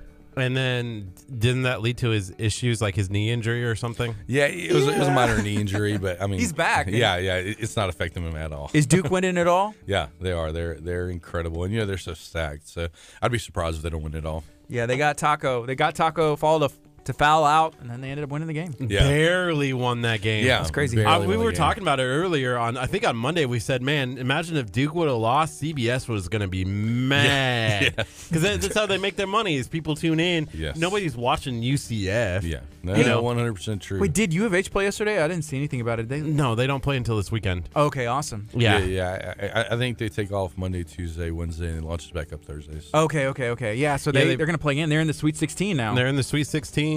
They've only lost 3 games all year, right? I think Kelvin Sampson, he's the coach, right? Didn't he do some work with the Rockets? Yeah, he was a defensive mastermind with the Rockets. Great guy, personal friend, just an awesome guy. He's doing incredible work with the Cougars. How cool is it whenever Jeff Bezdelik came back to the Rockets to help fill that defensive role? And that's almost when that switch, everyone's like, oh, Harden turned. And he did. Yeah. But then that switching defense that they do, everything just kind of started clicking at that same time. It's just like, I feel like I know, but a lot of people just like, they don't know. Yeah. I don't know. Yeah. Yeah. No, Jeff Bezdelik coming back was definitely an answer to prayer. He was that missing cog in the machine. Every part is valuable. A lot of times you don't think assistant coaches are. I mean, Coach D'Antoni is incredible, but he has a great assistant coaching staff. Brett Gunning, awesome offensive mastermind, just a great staff of coaches. Robin said they play Kentucky. They do. One of the things that's really cool, I actually covered when I was a TV reporter in the Omaha market, they actually had NCAA basketball games there, and I witnessed Missouri losing to Norfolk State, the 15 seed, and Missouri was the 2 seed. And I did this awesome story. Like, I was in the back in the locker room, and all the players were like, "We're gonna shock the world," and the other guy's like, "We said we would, we said it," and they were like going nuts in there, and I'm That's like recording. incredible. I'm like, great video. They went out and like partied hard in Omaha that night, and like, then lost they next were game. talking. They lost. They got blown out, and I'm like asking. I was so mad because I had this whole awesome package ready, like this video package with them, like rocking the world, like, oh, the team that nobody expected wins again. You know, like had this great. They show up and they don't even play, and I'm like asking the guys, I'm like, What happened? what did you do? And they're like, I'm like, are people gonna remember you for the win or for the loss? And the guy's like, dude, you're dumb. Like, It's like you're taking this too serious, they're reporter like- guy. they're like- I'm going to the NBA. He's like, we beat the 2 seed. Obviously, we're great. We're fantastic. I'm like, dude, you lost. Yeah. And he's like, yeah. And I was like, Well, you know, I think that points back to what their goal was. Their goal was to win that game. It wasn't to win the championship. right. I was so mad. They're happy to be there. You know, I think there's only one more. You fill out the bracket, right? You talked about that. There's only one perfect bracket left in the entire, like everyone who's ever filled out a bracket for this year. There's one perfect bracket left. That's nuts. I get incredible. so mad when I lose one game. I'm like, Yeah. I had Hastings College winning it all this year, but turns Nice. out they don't have a basketball team. That's what Kurt went. clown college. Oh, wow. Hope they're Oh listening. man. Hey Mike, so with Uprising Society, would KHEA radio be a good fit? Would you be able to like analyze and be like, what is y'all's goal here, and like take it to the next level? Yeah, for sure. You know, we were actually talking earlier. My uncle runs the largest Spanish Christian radio station in America, based out of Miami, and so I actually have a very extensive background in radio. And so, you know, again, so many times it's not just the main product, which I think it is. I think there's pillars under every main product, which is management, having creatives around you, having a game plan, things Having like that. tacos. Tacos is a crucial aspect of every company. That's our pillar. It's Yes. It's one of the KHEA pillars. radio and then tacos. Yes, by all means, tacos are always a win. So you know, especially radio, because it's such a powerful voice. You would think podcasts would have washed it out, but radio is still very, very powerful. And so I think there's an aspect to that where, you know, again, if you are willing to take some chances, you can potentially be a game changer. Yeah, I think that what traditional radio has missed out on, and we've seen some people kind of try and catch on, is allowing it to be a podcast and a radio station. Yes, yeah, you know, yeah. Because like traditional radio, they've been doing it, you know, a certain way for a long time. But you got to adapt to the times. Yes. And not just in radio, but any business. You know, like Amazon came in and Toys R Us is gone. Babies R Us is gone. There's all these different shifts that they don't make the change. Barnes & Noble is potentially going away. So Gardy and I, we noticed. So we went and did our show live from the Houston Livestock Show and Rodeo, right? Oh, very cool. And like the big country station in Houston was also there, like as you walk in, right? Mm-hmm. And there's just a dude sitting behind a microphone talking into the mic. I'm like, dude, where's the cameras? Yeah. Like, can you imagine if this was on Facebook? If you were like, hey guys, we're down here, like you're the official radio sponsor of the Houston Livestock Show and Rodeo, and you're doing nothing. Yeah. You're not promoting Facebook. You're not driving people to the event. You're just literally sitting there in a little box. You're streaming video to their app or to their website or YouTube or, you know, producing Face- other content because that's what people like to see. Yeah. And we're like, here, we did this. We're a small town radio station. We're doing this. But then we had the head of the cook-off committee. He came. We talked to him, and he was like, "Man, no one's ever done this." And then we had some other people, you know, come on. They were with the organization as well, and they're like, "Wow, this is cool." But they had never seen that before, and we're like, "Well, it's easy." Easy. And we For the put most it all part. in a backpack. Yeah. Well, you know, and it kind of goes back to what you were talking about, the basketball game. A lot of times their win is just being there. And so, you know, when you're smaller, you're able to be nimble, you're able to pivot a lot better. And so a lot of times people are comfortable with the level of success they have. So as long as you stay humble and hungry, I think that is the best incubator for creativity. How do you stay hungry in any business, in life in general? Me personally is one of my daily prayers is, God, I want to live a life that's worthy of Christ's death. And that's kind of this unattainable goal. But when you reach for it, it helps stretch you into a greater person, more Christ-like. And I think in business, just it's what you make as your win. What are you defining? Is it a certain figure? Is it a certain level of impact? I think based on that, you just on an annual basis kind of reorganize and say, okay, well, if we've reached it, is the goal to retire and have barbecues every day, or is the goal to have greater impact or to reach a greater level of success, financial resources? So when you set a goal, is it something that's like almost attainable, or like just a little bit out of reach, so that way you're always pushing? No. My personal are always so big that if it's not like a supernatural Red Sea party miracle of God, it's not going to happen. And that's the way I've seen. I'm 35 now. On a every year basis, we continue to stretch a lot greater than we would have if it was just dependent upon my abilities, my strengths, and my community. And have you seen God kind of meet you halfway? Yes. No, he's met me about 90% of the way. I try to do everything I can, but I think, when you start and you do the planning and prayer, and then you also do things where if God doesn't show up, you're going to be a massive failure. It makes you completely dependent upon him. Gardy and I, we've always had this conversation when we're talking about like our videos or social media reach and whatnot. And there was a lull that we had probably about a month ago. And I say lull meaning that like we went from getting like 200 likes a week to like 100 likes a week. It was, that was weird for us. And I had a conversation with our tech person here at the radio station. I said, we're paying attention to this. And he was like, stop paying attention to the numbers and stop trying to find like these other avenues. Just give it to God and pray about it. And so that afternoon, like we prayed over the radio station, we prayed over the reach, and literally that night, something hit, and all of a sudden just all of these numbers started to come back that we didn't have. And our numbers are back to where they were, and it's just like, wow, God did that, like it's so cool to see. And it's so easy to forget that because you live in a culture of faith, that you forget what you're fighting for and what you're doing. I went through a situation with Lovebot. We were really stressed, just up against it, and I remember I was so stressed. I went to bed like at 8 o'clock, and the Lord woke me up at 4 a.m. and he said, you're not powerless, you're prayerless. And so many times we get so, we know what we need to do. And so if we don't remember our dependence upon God, we can do it without him. And so I think when you start your day in prayer and end your day in prayer, and make sure you keep the right focus and perspective. Yeah. Whenever I pray, and I pray for ideas, that aren't necessarily my own, like I wouldn't be able to come up with that. And then the steps to take to try and make it happen. Like, there's ideas I have all the time, and I tell Curt, or he tells me, we throw them back and forth, and then we try and knock them out, one at a time, and hopefully it'll work through, and it may not be done in the next week, but we try and take the steps to get there. Yeah, and the whole journey of success is about 10,000 steps, and so it's just consistency and being there in their day in and day out. Everybody talks about these overnight successes, and the reality is that's not really sustainable. But I think every person is created with greatness. If you're willing to not quit, then the reality is you'll eventually outlast the devil and you'll win. Yeah. So there's not really a shortcut. No, there isn't. No, there isn't.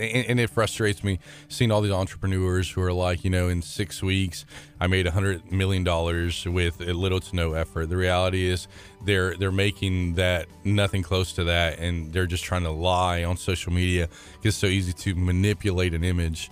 And the reality is the only success they have is by deception. We had a situation, somebody did some of the same things. They were like, oh, we were getting all this and getting all that, and Gardy and I just kind of looked at each other like, where?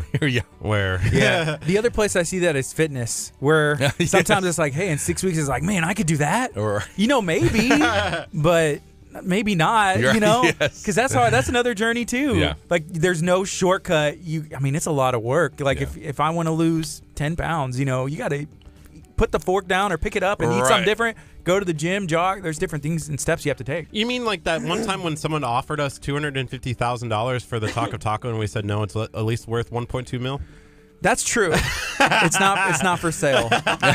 So we didn't really get offered that, but we were like, what if we told people that? That would obviously increase the market value of it, right? Yeah. And then sadly, yes. And the stocks go up, and then all of a sudden you release the numbers, and they're like, that's not what it did, and then like they tank, and you're like, oh, it's over. Yeah. I wish there was a way to invest in taco stock, especially in our area. Yeah.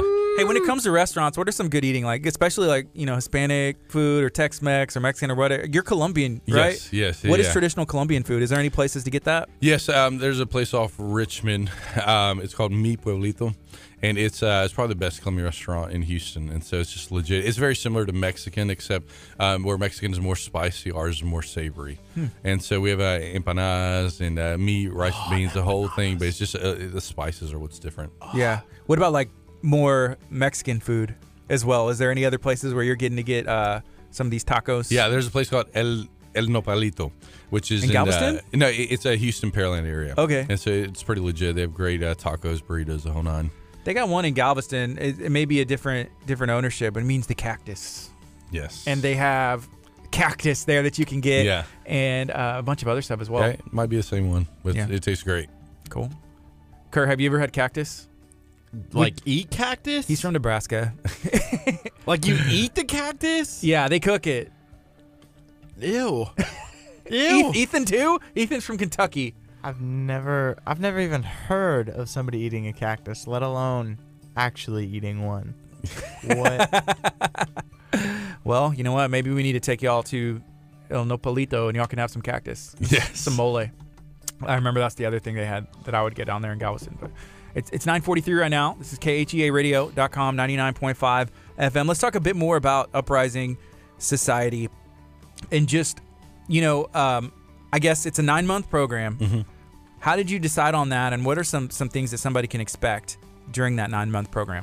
Sure. So in the 9-month program, it's what we've seen. We did some beta tests. We took an organization and we took a church, and we church plant. We took them through 9 months of what it looks like to go over the overarching scenarios, things like being in line with the IRS, marketing, doing things like management, operations, all those things. And so we found a really happy medium of 9 months. And so what we do is we do a group talk, which is where I'll have some relationships that I have, people with national platforms are very skilled in their expertise. They'll come and present in front of the whole group. And after that, we have a group of coaches that will meet either for coffee or we'll do a conference call with them throughout the month to answer specific questions. And so we found 9 months gives them the ability to really run through what it looks like, get a game plan, and have the momentum to go. For us, it's not control. We want to empower. We want to be a society where, if they need help, we're always there for them. But we want them to understand, we're not trying to churn out cookie cutter organizations. We want to empower them with their uniqueness to do what they've been called to do. What are some of the nonprofits that are working with y'all already that you're like, oh, this is going to be the next big thing, Yeah, well, our goal isn't the next big thing. Our goal is to help them maximize their impact. I think a lot of times people try to create the next big thing or the greatest thing, and the reality is not everybody's called to be the greatest thing. So we want to give people realistic expectations so that when they're in the struggle, because it is a struggle, that you're okay with that. You understand struggle is part of the journey. I think for us, the best way I can define it, I don't know if y'all have seen Dark Knight, but there's a scene where Joker goes into Two-Face's hospital room and he puts a gun in his hands. He says, just go cause a little chaos. So what we do is we put weapons inside of the hands of business owners and nonprofits, and we say, go to the places of injustice, go to the places of evil, and cause a little chaos and turn it upside down. And so it's not so much pressure of what are you creating, how much are you doing, but it's just do the best you can, have a strategic plan, and change the world. Is that more, because I'm thinking of like going into places where corruption is taking place, where different things are bad. Gotham. Gotham. That's where you're going Yeah. into to kind of help with these organizations. I'm thinking like there's situations in Central America, you know, that there's, corruption taking place in governments who are doing stuff. Is that where you're sending these hopeful nonprofits to go and make changes in those areas that need it? Well, we're not actually sending them. We're partnering with where their hearts are to go. So we're working with one couple, Garrett and Emily Mock. Garrett Mock used to play in Major League Baseball, and now their heart is to do work, to do orphanage in Central America. And so because we have specific understanding and experience of dealing with Latin governments and opening up orphanages, we can show them best practices. We can show them vision, things like that. But at the end of the day, we're saying, hey, this is your vision, so we want you to do it in your way. We'll give you best practices, but if you want to do something that's off the wall, man, by all means, we encourage and we challenge it. Would a brand new business be a good fit too, or is this just Yes. once? Okay. Yeah. So we definitely work with a lot of for-profits. A lot of times people think, well, for-profits are just money hungry or they're fill in the blank. But for-profits offer solutions to a lot of our basic needs, be it a tortilla and hot dog taco. If you're hungry and you're on the run, that's a great option. That's true.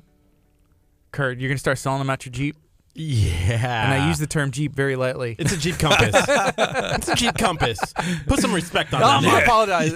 You gotta clarify, because if you tell people that you drive a Jeep and this has happened for you, you're like, oh sweet, what year is it? And he's like, oh, it's a 2010 company, and they're like, that's not. A Jeep. I had a situation like that once.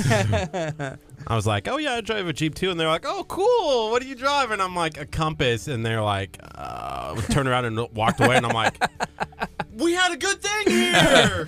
Like, isn't that a Jeep minivan? Yeah. Wow. Hey, I saw you driving the other day. Whenever we had our community baby shower, did you see me? Yes, I saw you. Okay, you didn't, because I waved at you and you're just like, look the other way almost. We were going down 646. I was trying to hide and be like, I'm not running late. I promise. That's probably what happened. Yeah, you were running. You were running But late. you noticed my car. Yeah, you know I saw it's mine. it. It's the only one around. It's unmistakable. It's a red Jeep Compass. It's kind of red. It's like faded maroon. Faded Was maroon. it red? It's a good car. Yeah, it's a great car. It's got the manual windows, the manual locks. Yes. Sometimes the AC, when you run it, it makes a really weird noise. It's the best car ever. Yeah, it's pretty good. Hate your car. Yeah, for now. For now. Repoed. No, just kidding. It's 9:48. Wow. KHEARadio.com, 99.5 FM. We're talking to Mike Rosas. You're the chaplain for the Rockets. You got a bunch of other stuff going on. I know you do some. Do you still do some ministry and preaching? I do, yeah. That's actually the main thing I do. It's my lifelong calling and passion. So we just released a new book called Leading the Revolutionary Generation. And so it's based on helping the older generations better understand their role with millennials and post-millennial generations and how we need each other. So many times older people say, don't forget us when you cross the Jordan. And I tell them, well, we can't make it over there without you. And so if we redeem the narrative of millennials, of the next generation, then it helps the previous generations better understand their value, because it's a different generation, different wineskin, however you want to title it. And so what happens, a lot of the previous generations are struggling because they don't understand them instead of blessing them. And so, kind of the way I define it, we put it in man's terms instead of thinking from a heavenly perspective. And so many people are saying, well, millennials are entitled, they're lazy, they're fill in the blank. In reality, they're different, and if you try to define them based off your perspective when they have a new one, well, then it's never going to work. And so I say, if you're a sports fan, it's like this: if the game's on the line and there's a minute left, the coach is going to go for James Harden. He's not going to go for the 12th man. So what makes you think that God is going to release this watered down generation? In reality, He's bringing the best of the table. Yeah. So if we change our lens, we'll change our narrative, and we know what we speak has power. And so I think we can change the idea and perspective of the previous generations, then they'll work together better. How can somebody get a copy of your book? So you can go to MikeRosas.org, O-R-G. And so we have that book, and we have our old book on there too, which is Change the World, Become a Revolutionary, which is 40-day devotional for young people to know that they can change the world right now. They don't have to get a degree, or they don't have to do all these things. They can start in their schools, and they can turn it upside down for Jesus. That's one of the things that, we hear all the time, that this generation is the worst generation. Yeah. I remember being a kid and thinking the same thing, and I think, my parents were the same way. But I feel like our society is the best it's ever been. Yeah. No, for sure. No, and I think I think so many times we even as a church, we identify with the narrative of the world rather than the narrative of heaven. And so even if you think from a biblical perspective, where they use prototypes in the Old Testament, you see a deliverer, Moses comes up. What happens? Pharaoh kills all the children under the age of 2. And then you fast forward a few thousand years, and you see the ultimate deliverer, Jesus Christ, comes. What happens? Herod kills all the children under 2. So now it's not an individual, but it's a generation of deliverers come up. And what happens? We see the highest rate of abortion America and the world has ever seen.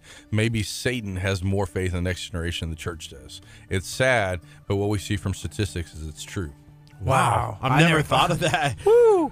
I've never. That's good. That's really good. Yeah, trying to wipe out the next generation. And I guess you see it, and history does repeat itself. Yeah, very much so.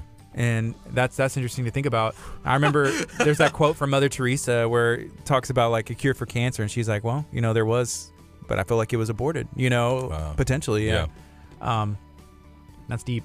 That's really I can't come back from that. Now I'm going to be thinking about that all day. Like, Is that some of that in your book? Yeah. It's all in my book, Leading the Revolutionary Generation. There's a principle. Jesus in his first miracle, he turns water into wine, and so what happens is the chief of the party says you've held the best wine till the end, and what that is that's a kingdom principle.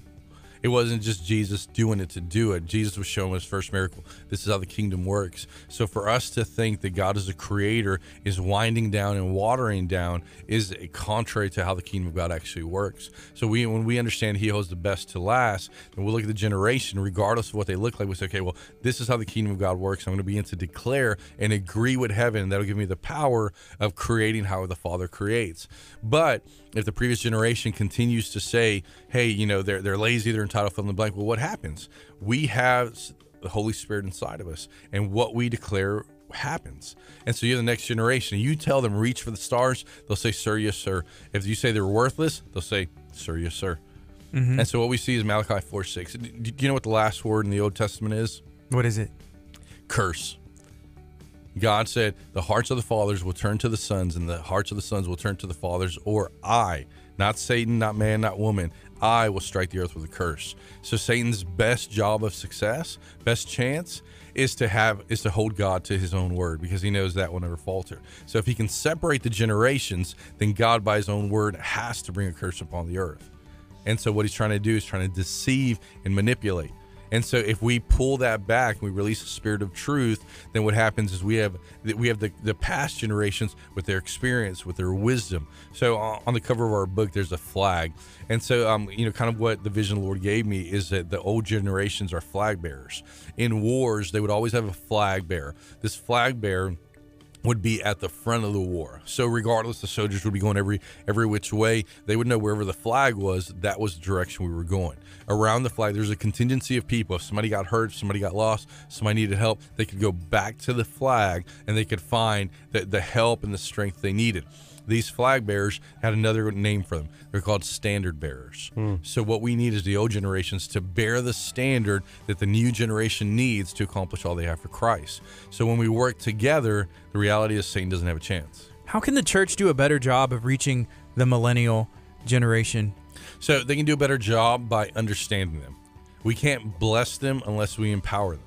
The next generation will not do what they're told. They'll reproduce what they've experienced. So if we give them the right experience, they'll reproduce it.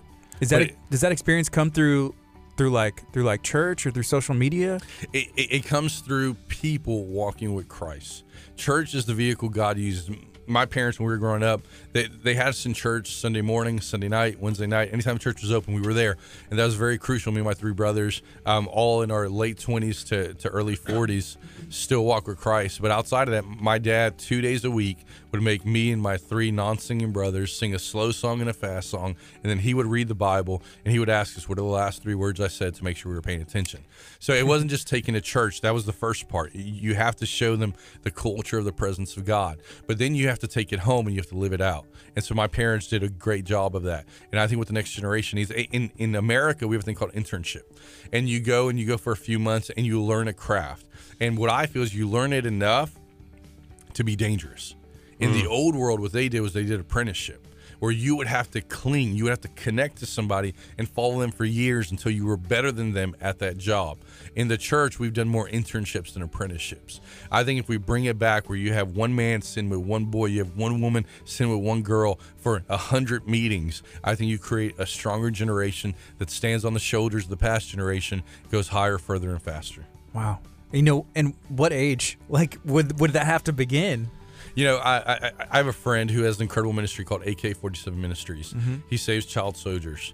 He saved a 12-year-old child soldier. He said at the age of 8, his handler would take him to the beach, get 5 seashells, and would throw it up. He would have to, with a 9mm, 8 years old, would have to shoot 5 seashells in a row before he can get breakfast.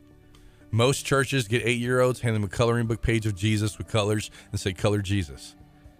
So what happened was this 8-year-old, by the age of 12, when he saved him, had already pulled off 4 political assassinations.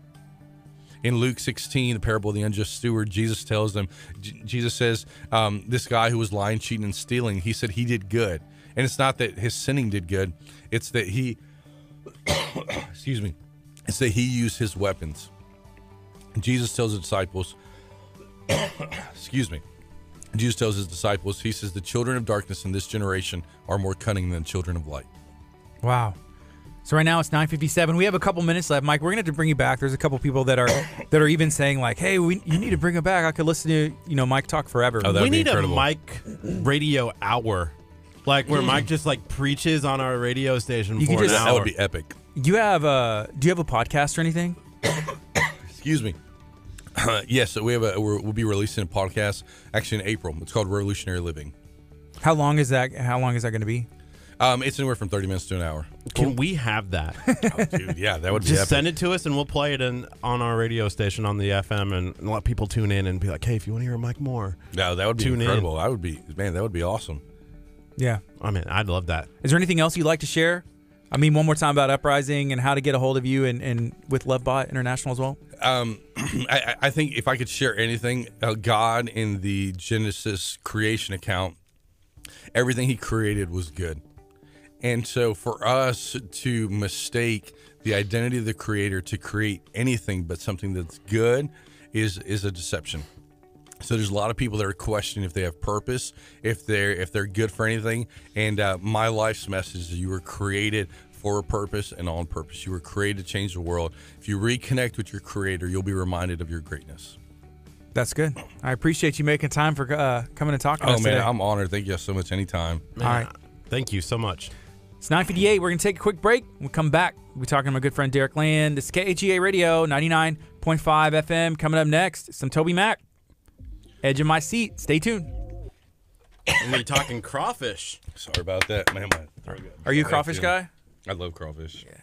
We're having a worship night on Friday night. It's supposed to be for our young adult thing, but like anybody can come. But we're very doing cool. crawfish. Oh, awesome. So it's Free going to be like, hey, crawfish. free crawfish. So if anybody wants to come on Friday. Best. That's awesome. Let me get a picture real quick. Sweet. Let me see if I can get us all in there. All Gotta right. move the mic Can you take a shot? Maybe that. Yeah. That one's better. from this side. Kurt. There you go. One of those should work. Hey, what do y'all think? Would y'all like to hear some more Mike Roses, either in studio, maybe over the FM? Let us great. know. You're awesome, Mike. Thank you. I'll be there tomorrow if you're going to be there. Okie doke. We were supposed to, but there's a Centurion banquet that we get to go to now. Aw, really? I'm excited. We got a banquet. We could have gone to the Rockets game. Oh, but we get to go to a banquet. Always take a positive look at it. That is a positive look. Kurt, you're so negative. I'm- I just said Mike just left like 2 seconds ago, and you're already bringing me back down. I felt fired up, powered up. I was excited for the banquet tomorrow, and now you brought me back down. I'm excited for the banquet too. Didn't you hear me? I need Colleen to text me. I need Colleen to text me again like she did yesterday. I think we've talked to these guys before, haven't we? They look familiar. They do. What's up? Hey, how are you doing? Derek, nice to meet you. Travis, hey, great. Travis, nice to meet you. Travis, what's up, man? Hey, good to see you. What's up, dude? Gardy. How's it going, brother? Doing all right, man? Doing good, yeah. So we get you all settled in, and we can talk about everything going on. I'll make sure that that camera look good. Does it need to be wrangled? It needs to be wrangled. Pop back. Pan or to over? the left and pop back. Is that good? Tilt up just a tad, and we're good there. Is that good? Yes, I want to show these awesome faces. Make me look good. It looks great. Looking handsome today, gentlemen. So what's been going on, man? It's been a long time. It's been a long time, man.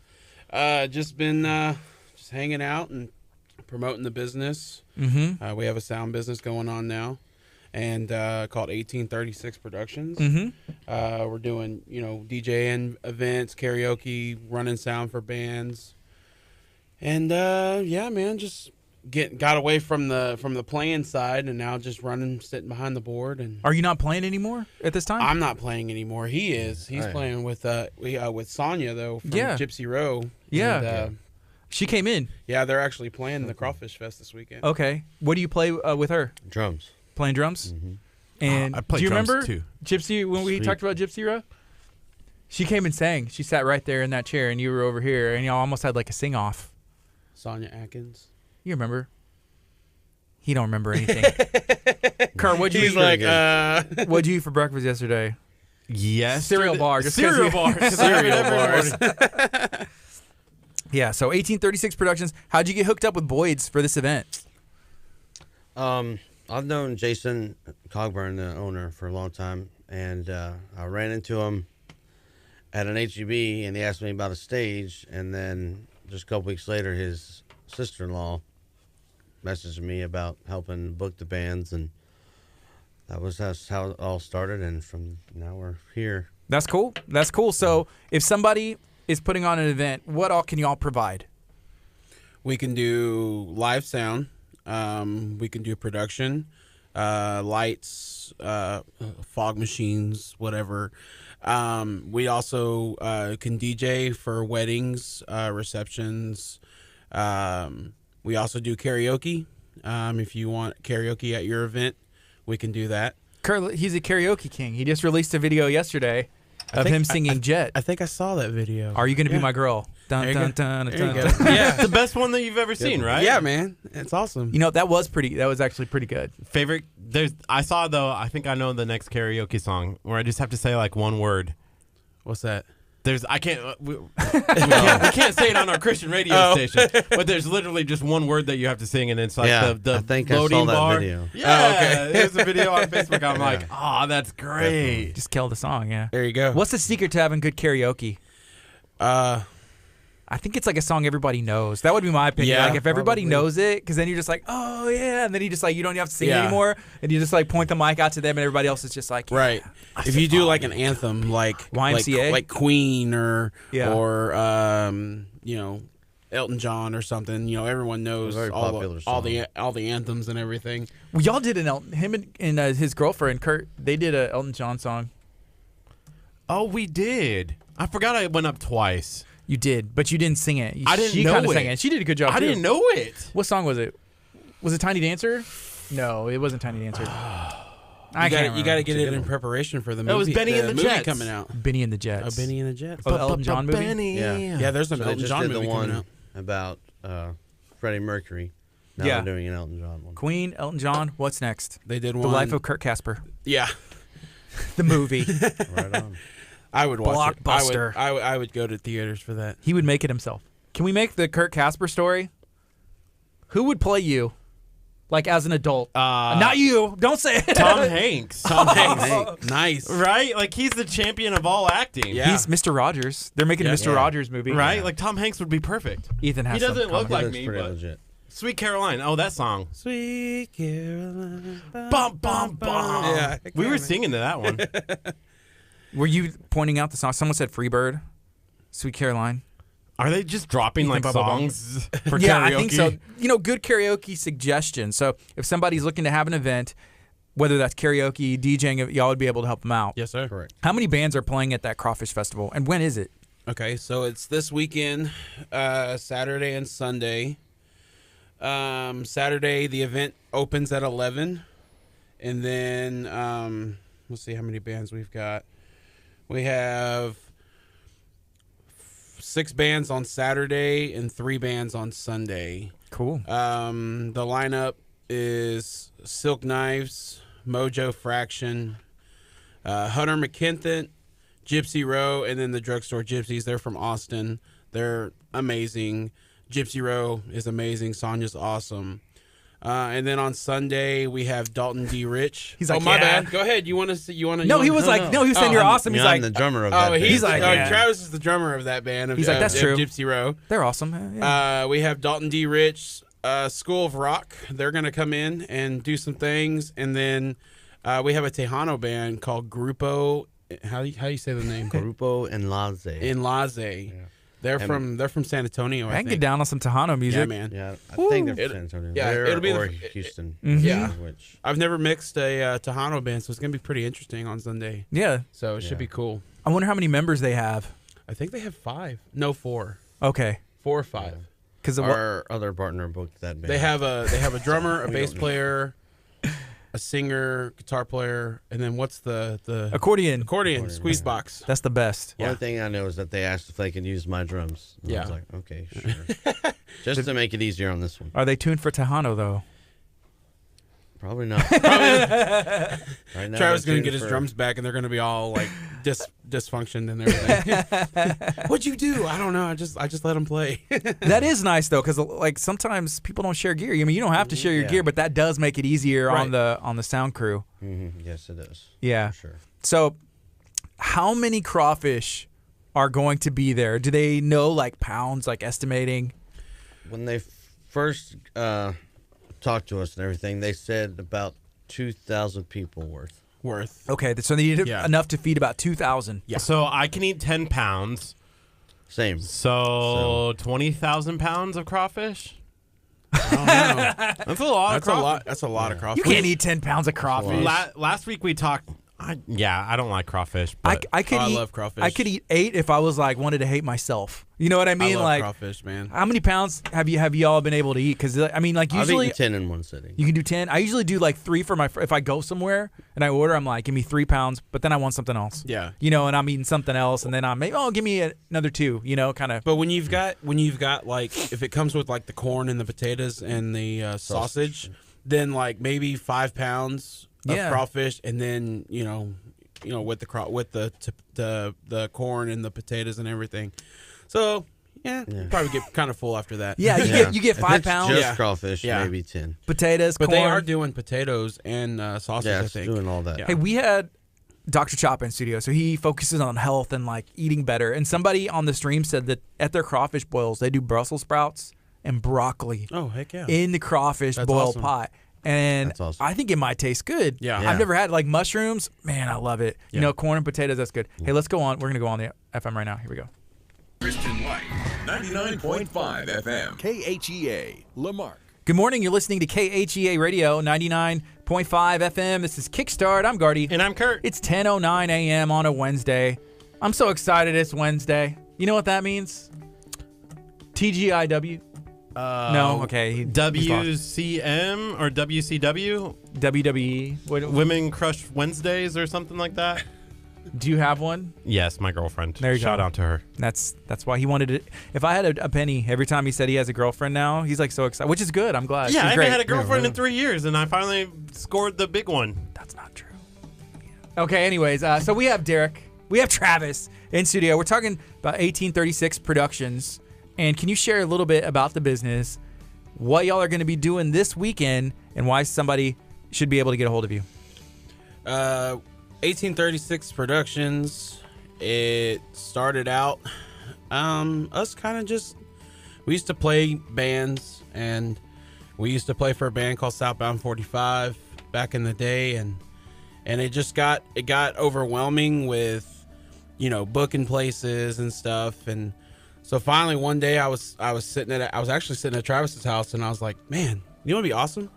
Let's start a sound business. Let's run sound for bands and DJ and do karaoke and stuff. And Travis was like, dude, we have no clue what we're doing when it comes to something like that. And I was like, yeah, but we could learn, we could do it. And now here, that was about 2 years ago. Huh? yeah, about 2 years ago. And so I kept doing my research. I had a buddy of mine that used to run sound for the Galveston County Fair and Rodeo named Steve Williams. Rest in peace. Yeah. He taught me everything I know about running sound and producing and mixing. And now we're here today. And we got a big thing this weekend going on. And it's going to be our first make it or break it kind of deal. Yeah. Yeah. What's the actual name of the event? Is it Boyd's Crawfish Festival or something? Or Texas City's Boyd's Best Crawfest. Yeah. and it's the second year. It's the second year. It's the second annual. Yeah. So the first year, did they have bands and everything, or is it just mainly like, hey, come out and eat crawfish? Yeah, they did. It was kind of the same setup, but bigger this year. Since, Yeah. So they had to bring in the big guns. I didn't pretty even much, know big they guys. had- They need the bands, need the sound gear. Yeah. I and didn't everything. even know they had one last year, actually. I didn't either, and I just found out, and it was later in the year. It was in May last year, and so they've moved it up a couple months. Mm-hmm. I don't know for what reason, but Yeah. The crawfish season is here though. Yes, like, it it's, is. It's It is. like It's like this full is effect. now. This Yeah. is. I have heard the word crawfish probably more times this week than I've ever wanted to hear the word crawfish. Yeah. It's a lot. And it'll go on till like August. We no, dropped it ends in Is it July? like the beginning of July. Beginning of July. There was a video that we dropped last week for Fob on Me Bistro and Grill, which is in League City, and it's Vietnamese crawfish. Oh, wow. And we shot a video of it, gave away 3 pounds of crawfish to 3 winners yesterday, and had 30,000 views. People That's love awesome. crafish here. In a week, yeah. In a week. Was it 30 good? Was it actually really good? It's legit crawfish. Wow. So the way they do it is they boil it and then they put it in these bags, and after it's in the bags, then they kind of mix it with the juices and the spices. And sometimes they serve them in the bags instead of like on the traditional, like the little circle plate or whatever. Oh, wow, how you okay. go to places. Yeah. And it's just different, a different take on crawfish, especially what we're for we're sure. used to. So there's a crawfish bash that's happening at the Gulf Greyhound Park. So we had some of those guys come in, and they were talking about all the teams and all the different styles you can do crawfish. They've had some crazy different styles of, they're like, oh, there's Vietnamese, there's like the spicy, the mild, the garlic. Garlic. Right, Oh, exactly. garlic. You got to have the butter. For me, when I get the butter, like, or Gardy gets crawfish, I'm asking, can I dip my stuff in your butter? He's not even eating crawfish though. My wife is the same way. She'll pill it, and then she's got to have her butter and the extra seasoning on the side to dip it and make it even more spicier. How do y'all like it? Like spicy? Spicy. The hotter, the better. Really? In the middle? Middle, yeah, not crazy spicy. Yeah, I've been going to Bayshore Grill, and what I do, they have a garlic and they have like a spicy. So I'm like, give me. I'm gonna start with 3 pounds, do 1.5, and then just mix them together so I Right. can have like a garlic and I don't even know just because they're all mixed. But man, what do y'all think it is about crawfish that makes people love it so much? I don't know. Yeah, that's a hard question because there's so much effort To get the little eat meat. it, Yeah. to just eat such a tiny piece of meat. But I've been eating crawfish since I was like 8 years old. Like Yeah. my aunt, my aunts and my uncles and everything. And we used to have crawfish bowls all the time. And so at an early age, I already knew, I liked it. Is it better doing it at home, like the boil at home, or would you rather go to the restaurant, like putting the work in to be with the family? And that there's a beauty in that too. But then Right. also going, you're like, you don't have to do all the work. Exactly. And you can get it both ways. What do you prefer? I like both. It does. I mean, it doesn't matter. I've never cooked it before, so I Yeah. don't know. I know he has. Yeah, I got a pretty good recipe it's for not too- some crawfish. Not too shabby. Yeah, it's pretty good. Can you share it on the air? Is this like top secret stuff? I don't know. Share it, man. Man. Share it. What's the secret? I mean, like, what's the main ingredient? Like, whenever it comes to getting a good spicy crawfish, I know they got like. I use lemons and Okay. oranges to juice and let it simmer into. do you put the whole pot. piece, the whole Oh, fruit yeah. in there too? I squeeze them, I poke holes in them, and then I let them just simmer. What about other things that go in there? Because we talked about corn, potatoes, mushrooms. Is there anything else that you throw in there? Garlic cloves. You definitely need to try Brussels sprouts. now Brussels we sprouts, heard right? that. Yeah, I'm definitely gonna try that now. Use garlic cloves, a lot of cayenne, a lot of That's probably where you get your a lot of spice. slap your mama. Slap your mama. Man, that seasoning is the bomb. Yeah. I love it. It's so Don't good. slap your mama. Have you never seen the spice, Kurt? No, Mom, but don't if you're- slap. Don't slap your mom. Don't slap. Mom, if you're listening, I'm not gonna slap. No, it's the spice, Kurt. That's Oh, what. It's the okay. secret ingredient to make You like delicious taste it crawfish. and he makes you want to slap your mom. That's what it. Yeah, Oh. that's the whole That's point. rude. Something like Why that. would I want to ever have that? I don't want to ever slap my mom. I love my mom.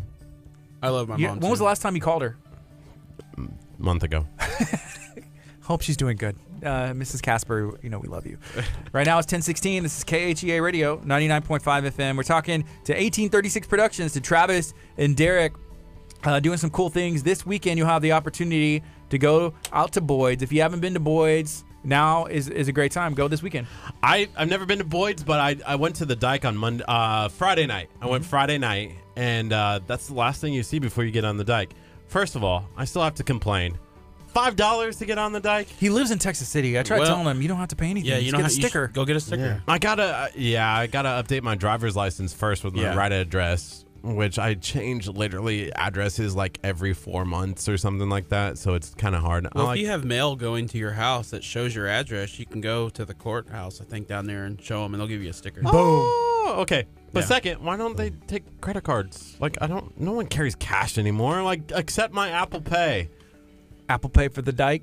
Maybe there's not good internet out there. Probably. It's the only thing I can think of. They're looking at me like, what is... we don't have the answers to this. We don't run the dike. We don't run the dike. The Wi-Fi could be an issue for us to actually come this weekend. I think they did that though, the whole $5 thing, because of when Harvey came through, it tore it up pretty bad out there. The dike? Yeah, and then they had to put in so much work to, I guess, restore it. So, but $5, that's not bad. That's a really not bad deal to get out there and go fishing or go to the little beach thing they've got out there. Yeah. Do y'all like fishing? Oh, love it, fishing. We're Santa Fe boys. Of course we love fishing. I just have to get more patience. Yeah, I don't have a lot of patience. Yeah, I remember being a kid that. going fishing with my dad and just like throwing. I'm like, just like as Right. soon as it hits the water, really, and he's like, gotta let it sit. Yeah. We went fishing. Last year with our good friend Miles Delgado at Del Agua Charters, and we Tore it up. literally as soon as the line hit the water, bing, Yeah. it was every time. It was the craziest thing I've ever experienced because it's like, was that a fish? They Right. either stole your bait or you had a fish on the end. Like as soon as you threw it in there, it was like time to reel it in. That's what we call in the fishing business. That's a good day right there. Yes. I want it to be like that every time. Yeah. But that's not the case, huh? Now, whenever it comes to crawfish, and like the spice levels, we've also learned that people like doing it because you have to set your cell phone down. You're able to actually communicate with the people you're sitting across from eating because your hands you get a little messy at times, especially when I eat it. Yeah. There's Yeah, juice for sure. flying, Gardy's butter swinging. fingers. Yeah, I I always always think about wanted it. to say this. I'm like, Gardy, your hands, fix them. But then I'm like, no. And then Gardy's gonna be like, say something rude back, and I'm like, Right. no, I'll just let it slide this time. That's But true. his hands when he eats crawfish kind of gross me out. Yeah, they like turn red, but it's worth it. Yeah, there's juice and butter, and I always think about this because I have a daughter who's 2 years old, and if she's there with us, I'm like, okay, am I going to have to like touch her or something? Because like with the spice, all that, you have to be careful. If you don't know, sure. I can see Kurt, rookie mistake, rubbing his eyes. You get the spice in there. It's, a good day to a bad day real quick. So last night I made something from HelloFresh, and there was a jalapeno. It was like some enchiladas stuff that I was doing, like bean enchiladas. I've never cut a jalapeno before in my life, and so I was in there getting the seeds out and whatnot, and I started cutting it. And then I must have like either touched my nose, touched my eyeball, because everything was on fire. Like even like hours later, I accidentally touched my eyeball and it was on fire, and I'm like, what the heck? I've washed my hands. Stinking peppers. Dude, I make a that's the mean batch of pico de gallo, man, and I gotta cut up jalapenos and stuff, and I'll wash my hands, and then I'll go, do something, and I'll itch my face or whatever, and I'm like, it burns so bad. Wow. Hey, I've learned. We have some comments coming in, and Sarah asked, is it for everyone, the Crawfish Boyd's Bash? She said it's Friday. No, it's not this Friday. It's Saturday and Sunday. Actually, this Friday, we're having a young adult worship night here at the church at Abundant Life, and that is going to have free crawfish, and that is for everybody. Cool. If y'all aren't busy as well, y'all can We'll make it actually out. be setting up Prepping. Friday Yeah. that night, yeah. That makes sense. Yeah. Well, Gotta get it all set up, do some sound checks, and get it all. But the crawfish on Saturday, Yeah, it is for all ages. yeah, it's for all ages. I think they're gonna do different batches, like a hot batch, medium, not so hot.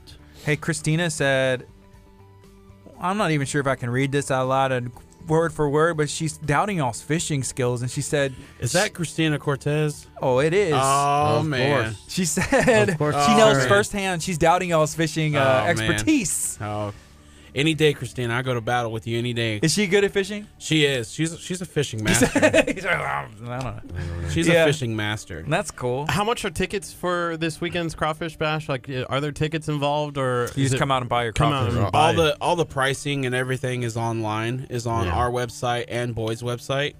And then, but there is an entry fee. Yes, there is. Okay, Awesome. got you. And then Nathan wants to know, if you're still using an iPad to mix the sound wirelessly. Is that something y'all do? Yes. Sometimes, I wonder yeah. if that's We're Nathan gonna have. Jones. Is that It is. Nathan It is Jones? Nathan Jones. Oh man. Is there a Yes, story behind Nathan. this, and that's why he's asking? No. I used to play with Nathan, and then now he's in one of the bands that's playing. Yeah. No, we use. Well, we have an actual mixing console. But Yeah. but I'll have my. You can move around. You But I'll connect have- yeah. wirelessly, and you can get up there and go Exactly. hear from different places. Exactly. And check it out. Yeah, Nathan's probably wondering, can I get an extra long sound check? Like if he's playing, he's like, any other questions you have, Nathan, let us know. Nathan, show up Friday, and we'll do a sound check for you. Yeah. Yeah, there. All right. Hey, good morning. If you're listening, KHEA Radio 99.5 FM. You're watching on Facebook. Feel free to share this out. We're talking about 1836 Productions. Talking about an event. It's taking place this weekend, Saturday and Sunday. It's a crawfish bash over at Boyd's, right there in Tech City on the dike. Right before you leave the dike, it's the last thing that you see on the right-hand side of the road. Talk about Boyd's. Have you guys obviously have been there before. You've worked with them. What's it like when you go to Boyd's? Because I don't think you and I have ever been. I've never been, but my parents have gone quite a bit. They say it's really good. It's actually the Crawfish Festival is at the park across the street. Okay. From Boyd's. It's Bay Street Park, right? Yeah. Bay Street Park. Yeah. Jason and Jolene Cogburn, man, we've known them for years. We used to attend church with them at Santa Fe Christian, and I actually worked at Boyd's for a while as a bait person. You'd come to the little window, and I'd get your shrimp and stuff for you. Boyd's is awesome. They do a lot for the community. Anything you need, any bait wise you need, or fishing tackle or whatever, they have it like right there. A lot of people go fishing on the dike. Is that good fishing out there? It's all right. I don't fish often. You don't fish I often? can't answer that question. I haven't been out there in a long time, but I used to go fishing out there a lot, and I've caught some pretty good fish, pretty big fish. So this is gonna make me the biggest nerd of all time. But me and my buddy Jimmy, we would go to the dike because the speed limit's like 5 miles an hour, and we played Pokemon Go. But we would drive in the car going super slow so that we can hatch all the eggs. That's awesome. Nerd points right there. I never played Right on. Pokemon Go, but It took too much time, so I deleted it. I mean, I like Pokemon when I was younger, but nah. That's what I use Yeah. the dike for. Thank you, Texas City Dike, for supplying my fun and enjoyment. There you go. It's a great area. There's so much to do in that area as well besides Boyd's. You know, you had that park. I saw yesterday, Friday, because that's where I went Friday, and we had a picnic, me and the girlfriend, and they have actually bikes that you can rent now and ride the bikes. That's and awesome. Ride around on the bikes. I thought it was cool. Hey, They have Derek, a lot of water Pokemon out there. were there? Oh, yeah. Were there really was? Yeah, water Okay. Pokemon, yeah. That's, you go and catch the Magikarp. There you go. And the Gyarados. There you go. I don't know anything about that. Derek, do you miss playing in bands? Sometimes, yeah. I've been doing some solo work. Just I actually played my first solo gig this past Saturday. We had a benefit at a place in Santa Fe for a friend of ours' mom's. Her house had burnt down, and we did a benefit out there for her. And we DJ'd, and I did my first solo gig, and I was nervous as all could be, but I got through it. And Well, we helped you out a little bit. yeah, you helped me out a little bit, yeah. But I got through it, and I'm looking forward to doing more little solo gigs. Were you playing covers or originals or mix? Covers, yeah. Okay. Covers. What kind of style of music is it? I did some country, some rock, some classic rock, mainly a lot of country because I love country. I love country music. I love Texas country music. Yeah. When you played in a country band for Country a while. rock band, yeah. Yeah. You know, are they still playing? Some of the other people, did they kind of like split up and just go separate ways? I think Nick and Melissa are kind of doing their own little project. Yeah. Nick, he's the one. Didn't he write that Santa Fe Strong? He did. Yes. He wrote the same. Him and Melissa both. Yeah. Yeah. We and, heard that song at... Yeah. We heard it here. I Yeah, did the he drums played on it. it. He Oh, played you the did? drums on it. Yeah. It was a very awesome tribute to the victims and everything. And there's actually what's coming up in May. They're doing something. Oh, May 18th on the anniversary. There's a anniversary something. I'm not exactly sure what they're calling it. Show Through the with the city, is the city putting it on? I know that They're doing it at the Resiliency fair. Center. Yeah, they're doing it at the fairgrounds. And it's gonna be in Hitchcock. And there's going to be a bike run. They already have over 350 bikes. That's going to start it off. I don't know where they're going to start riding in from. And then we're actually also doing the sound for that. Okay. Yeah, so it'll be like a memorial tribute, you know, remembering. Yep. And just a time to reflect. Yeah. Yes. You know, yeah, that was that song. It was very powerful, and to have, you know, talented Santa Fe musicians like yourselves and people that y'all both played with before produce something like that. It's really, you know, you to be a part of it. Oh yeah, it was an honor for sure. Yeah. And Especially, you know, us both being from Santa Fe, you know, we walk those same hallways as the kids do now. And for something that tragic to go down, you know, like, man, you never would have thought that would happen at your school, you know. And I mean, years and years later, you know, you're sitting on the, you know, watching TV, watching the news, and you're just like, what is going on? Like, you never would have thought it would happen in your hometown. Yeah. And I work for the school district as well on the buses, and I had I'm also a youth pastor actually in Santa Fe, and we lost one of the victims was one of our youth, but I had a bunch of my other youth calling me every 5 minutes. But it was being very close to it was tough at the time.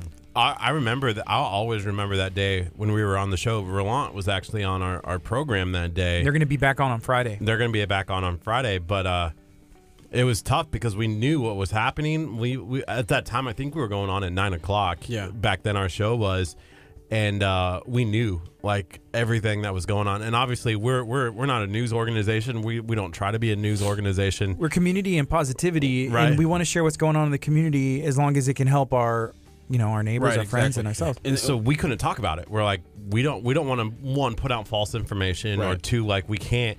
So we went the entire show. We're like watching it on our iPhones. We're watching it as the show and trying to have a conversation with Relant, like clearly knowing what's going on. And like people are like, hey, are you guys seeing this? Are you guys seeing this? And we're like, we couldn't touch it. Right. And then we got done and we prayed and we're like, dude, we got to go back on and like pray for these people, and we got to talk about it a little bit. And so we actually did a special like a little segment after our show was done, praying about the situation and praying Right. for people. It was, I'll always remember that moment. Yeah, For you know, sure. Santa Fe, it's a small town. You know, y'all both being from Santa Fe, and Right. y'all know that, but like it has a good community, and just to see how our area is healing, continue to heal It does. over this past year it's kind of like it's a testament, a testimony to like the entire nation.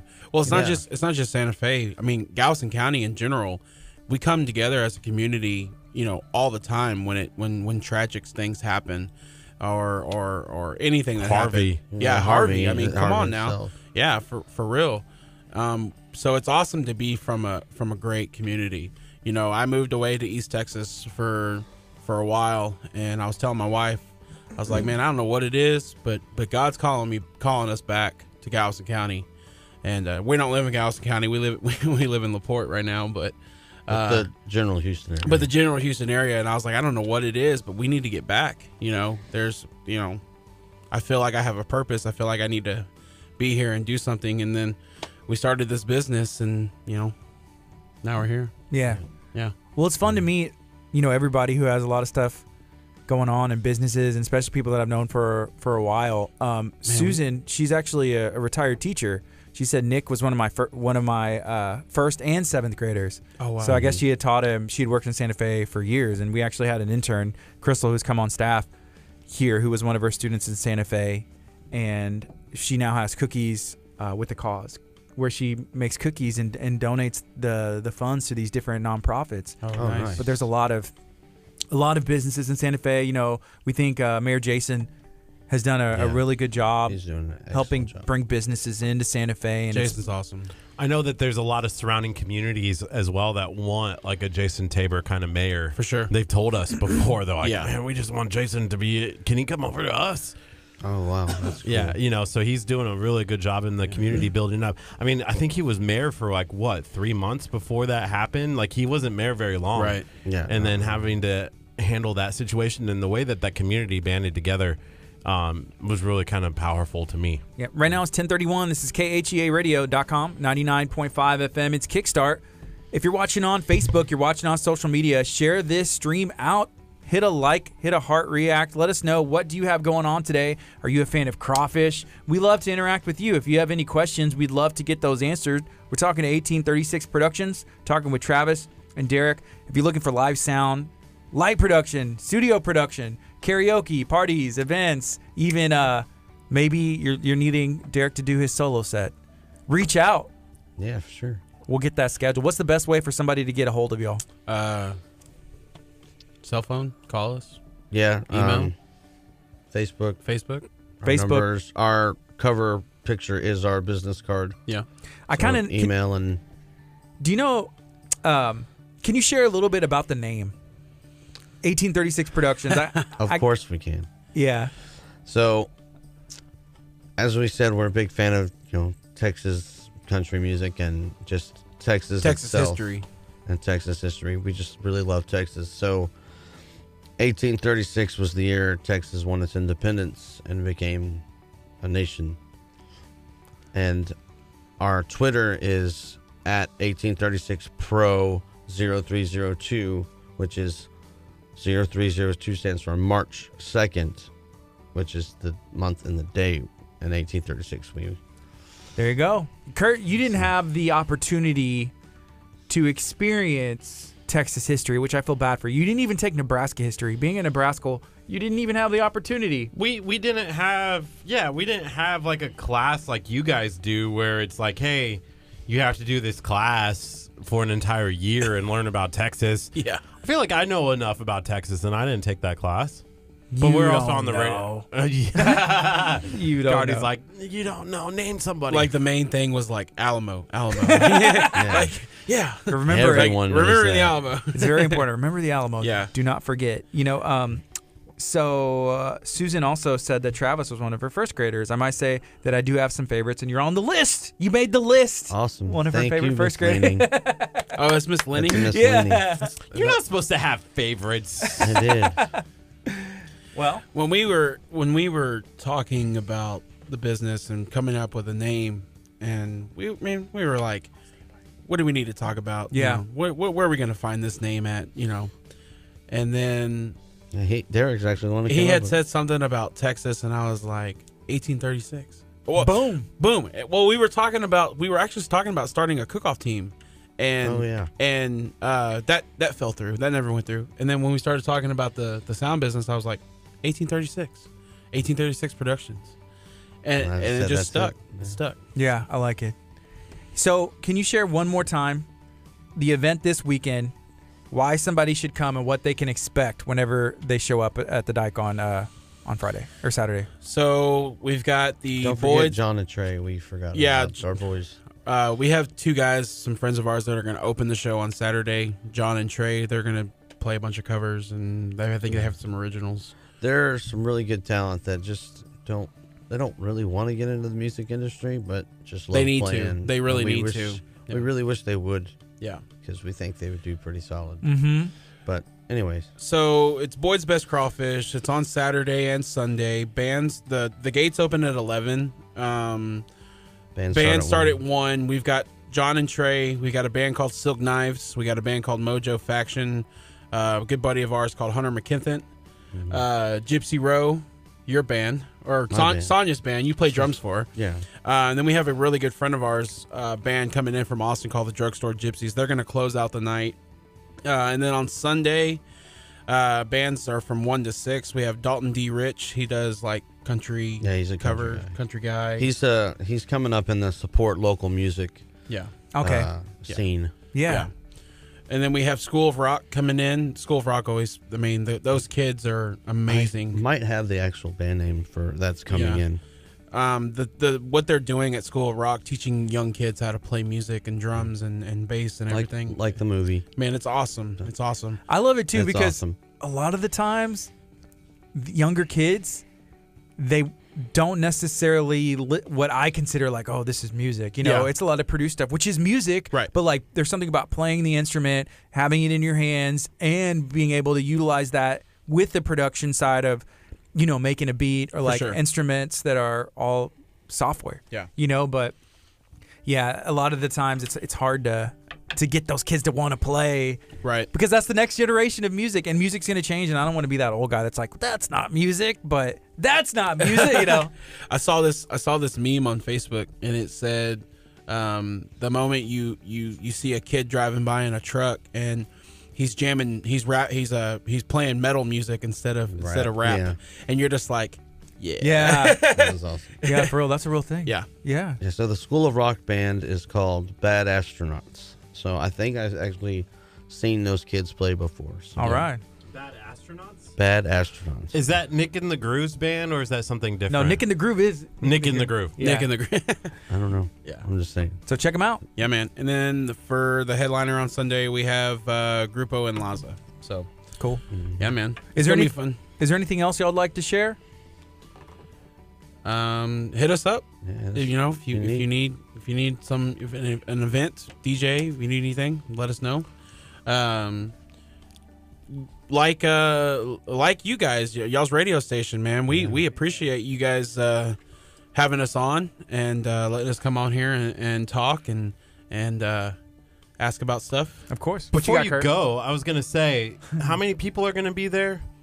We're at the Crawfish Fest. Yeah, like 2,000? I don't know, probably a lot. Can we give you some of these business cards? Of course. That you could just like pass on to everybody for us. Yeah. They're totally. really hard to read. You have Yeah. to like really get in there to see the phone number and everything. But we have 500 of these that we have to get rid of before we can buy new ones. Yeah, I tried to get Kurt to send me a file of what this is, and he sent me this, and I was like at the printing place, and I was like, all right, cool. And then we came back, and it was just like, oh man, Yeah. this looks bad. But y'all's look great, so that's Thank you. nice. Yeah, I This man designed right those. here. This man And, right here. Yeah, I had to throw a little more Texas in the. But yes, for sure, In the we will background. definitely. Do you want to have a business card off? Y'all's wins.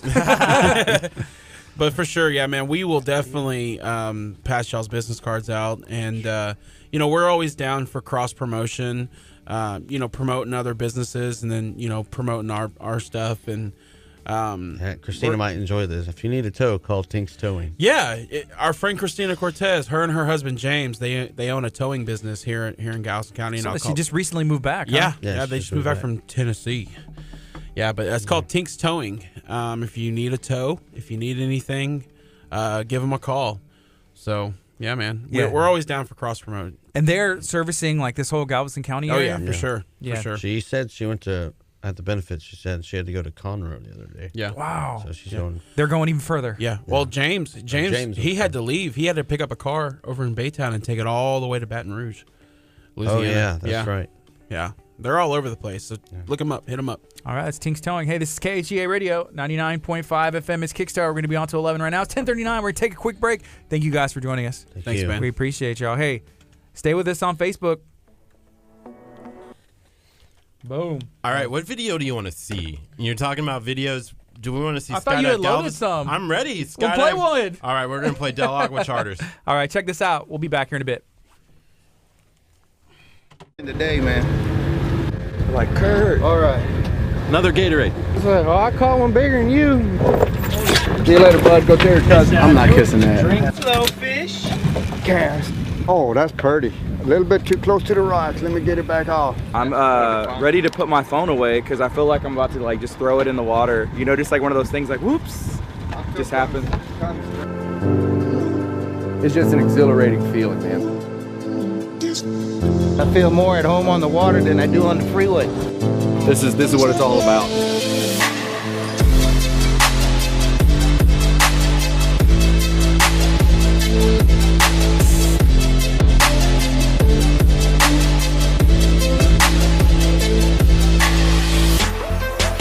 Fish on, baby.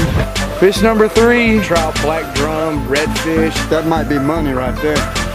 Give me some slack. Right there is where it's at. Feels good. Feels good to catch one.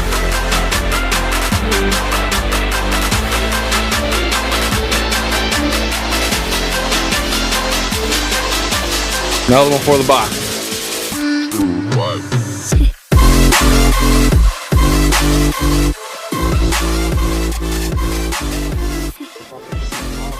Sorry, we just had a bite. That tends to happen on our charters. Brought to you by Bang. Yeah. Bang, bang, bang. What's up, folks? Hey, that was a look at our fishing trip with Del Agua Charters. Earlier, it came up in the conversation how we were able to go and just start catching fish. We threw it in the water. We got one pulled up. So right now, we got about 19 minutes left. We're going to be talking about some of the stuff going on here in the community. This Friday, there is an Ascension Worship Night. If you're looking to come have some good time and get some free crawfish, that's this Friday, 7 o'clock at Abundant Life Christian Center. You are invited. If you want to come out, have some dinner, listen to some music, and it's going to be praise and worship music. I think there's about, I'm trying to remember how many songs. There's like six songs or something like that. I saw the playlist last week. I think that's on their Facebook page. If you go to Ascension YA on Facebook, you can find out some more information about the crawfish, what's taking place, but it's free crawfish, so you got to be able to enjoy some of that. Yeah, I'm going to be there. Kurt, you're going to be there? Yep. Ethan, are you going to be there? I'm going to do my best to be there. You sound like Kurt over there. It sounds like he's not going to be there. Habadi. That's all, folks. And we got Darren. He's going to be talking about that for a bit. So let's see. We got 30 seconds, and we're going to go on the FM as well so we can share about Ascension. What's taking place this Friday? Why should you come? Who can come? And is Kurt going to finally eat like more than one crawfish? These are the questions that we're going to have answered this Friday. I know you can eat a lot of food. Maybe if we dip it in queso for you, you can be. See a smile? Instantly light up. You're going to be your queso rewards. Here we go. Good morning. You're listening to KHEA Radio 99.5 FM. This is Kickstart. I'm Gardy. And I'm Curt. We got another special guest in studio. We got Mr. Darian. What's up, Darian? How's it going? Hey, guys. How you doing? Doing good, man. You're working hard out there. Oh, yeah. What's going on? Just running cables, climbing up in small spaces, getting insulation on you. Nothing big. I can smell it on you. Well, there's... Oh, wait. Wow. So there's a new sound system? Is that what's going on? Yeah, that's what's going up. And so we're getting all the cables prepped and ready because it's going to be a pretty fast turnaround. We're going to have to get the speaker system that's up there down and then the new speaker system in all in, a matter of 3 days in between services. So I feel like there should be a reality show being filmed and work like, hey, this is the crunch time. And then we can get Kurt to manufacture drama, or Kurt will be the drama and be like, there's not enough time. Yeah. But it'd be a great as long video. as it does those things where you kind of look and then it zooms in on your face, it gets your reaction. Yeah. So what's going on this Friday? Yeah, so this Friday, it's one of our Ascension meetings. It's our young adults ministry we have here at Abundant Life. Geared for ages 18 to 35. If you're older, if you're a little bit younger, you can still come out. What it is, it's worship, and then we have a service. So it's pretty much a service plus free crawfish. We're gonna have some guys from the church come out and cook it, and it's gonna be a great time. I wonder how spicy are they going? It's probably gonna be pretty spicy. The spice. Do we know who's cooking it yet? Yeah, Andre is supposed to help. Andre, you know who says they make good crawfish, and I don't know. Who's that? Roger. Roger told me he makes good crawfish. He said he's made it like the past 3 weekends in a row, and I'm like, Roger, is my phone broken? I was like checking the volume and everything. He's like, no, his is. Roger's phone may be broken. I don't know. Well, I don't know. Yeah. I grew up loving crawfish, and our next door neighbors are from Louisiana, and so they taught my dad how to make it, and then ever since then we've just always ate crawfish. Every time crawfish season came around, we'd cook it ourselves and make it. So it's really cool that we're getting to kind of mesh the two together, church and crawfish. I don't know many churches where it's like, hey, free crawfish, come out. You'll have some absolutely for free crawfish provided to you. I'm hoping there's tables and newspapers. That's like how it goes down. Oh yeah. You know? Oh yeah. Just dump it on the table. It's all steamy, and it's just like you feel like the wave of spice hits you before you even eat it. You start eyes watering, like sneeze a little bit, but you're like, I'm good to go. That's the good stuff. I feel like this is something we should take to Uprising Society. That we had Mike Rosas in studio earlier today talking about nonprofits. I feel like this is maybe an avenue that churches need to take, like Crawfish Church, right? Crawfish Church. Why not? You serve crawfish every Sunday after church. Well, there's only church during crawfish season, right? What do you have when it's not crawfish season? You're not. Yeah, you don't do church. You take a break. You take a break. The off season. It's off season for church. So that event, what time does it start on Friday? 7 p.m. Friday here at 601 Delaney Road, Abundant Life Christian Center. Cool. Hey, Maria's watching. She said, OMG, that's my husband. Yeah, She's here I am. watching you. He's right here in the flesh talking about Ascension this Friday. Do we know how many songs? 6 songs. So there's 6 songs. It's going to be a time of worship, I believe a small word, and then we're just going to be able to tear it up, eat some food, and have a good time. Oh, yeah. Why should somebody come to this event? Talk to people who are listening right now and tuning in, and maybe on the FM or on our Facebook page here. Why should somebody come get free crawfish? Maybe throw Friday on the night? fence. Well, firstly, it's free. The crawfish is free. Everybody loves free food. But what we're trying to do is we're trying to get a community of young people that kind of just want to show up and hang out, to show that, although church is all about, having a great time in God and, spirituality and, really pressing forward in worship, you can also come together and, crack open some tails together on some crawfish and just have a really good time together. Do you prefer crawfish from like boil, like you do it at your house, or like the person's cooking, or you cook it yourself, or are you going to a restaurant? Is there a place for both? So there's some good spots around here. A lot of Louisiana people, they kind of spread out a little bit, but I prefer the home cooked boil because you can eat as much as you want of it, and then you could like. How many pounds can you eat? Myself, probably three solid pounds. But that's including like corn and potatoes, all the like sausage and all that good stuff. Do you put anything else in there? Anything interesting? Pineapple. When I cook it, tried that. Pineapple. You at the end, whenever you let everything soak, you just put a big thing of pineapple and then slice it up after, and it soaks in all the spice. All the spice, yeah. It's like if you put like pepper or the Lucas on it almost, but it's crawfish boil juice. I don't know how to explain it. Yeah. You have to be there. You have to Somebody told us broccoli and Brussels sprouts, that they put that in there. And I think Brussels sprouts that'd be good, with that spice. If you're going to eat veggies, like, why not, man? It tastes like crawfish. They'll soak up the juices for sure. I may bring some Brussels sprouts on Friday. I'm going to bring some. You can just eat them out of the bag by yourself. I don't know if Doesn't crawfish take a little bit of time? You guys going to start boiling that at 7, or are you guys going to be doing? So no, it's gonna be almost an all day thing because you have to get them, you have to clean them, you have to prep them to then go inside. Some people purge them, just putting them in salt water because they're freshwater animals, and so that makes them kind of get rid of their toxins. Mm-hmm. They start kind of, not to be gross, but they throw up all that bad stuff. That way when you cook them, they're healthy. But some people do it, some people don't. You don't really need to. Some people like the taste of unclean crawfish. He's a crawfish expert. Yeah, I've like I said, I've done it quite a few times, and so that's so it'll probably be an all day thing. And then you're boiling, 10, 15 gallons of water. So you need to get that water going, and then typically they put all the ingredients in first, get the water to a boil, and then you put the live crawfish in, kills them on impact. So it's as humane as possible, and you get to enjoy it whenever they're done. Do they sing? Do they scream? No. Have you seen that video though on Facebook where like the crawfish was holding like the edge of the pot with his pincers? Like I haven't seen that one. They just like knocked him in. He's like, boop, no, get in there. Yeah. Kurt, you had crawfish for the first time about a year ago. Yeah, about a year ago from Benno's, which is on the seawall in Galveston.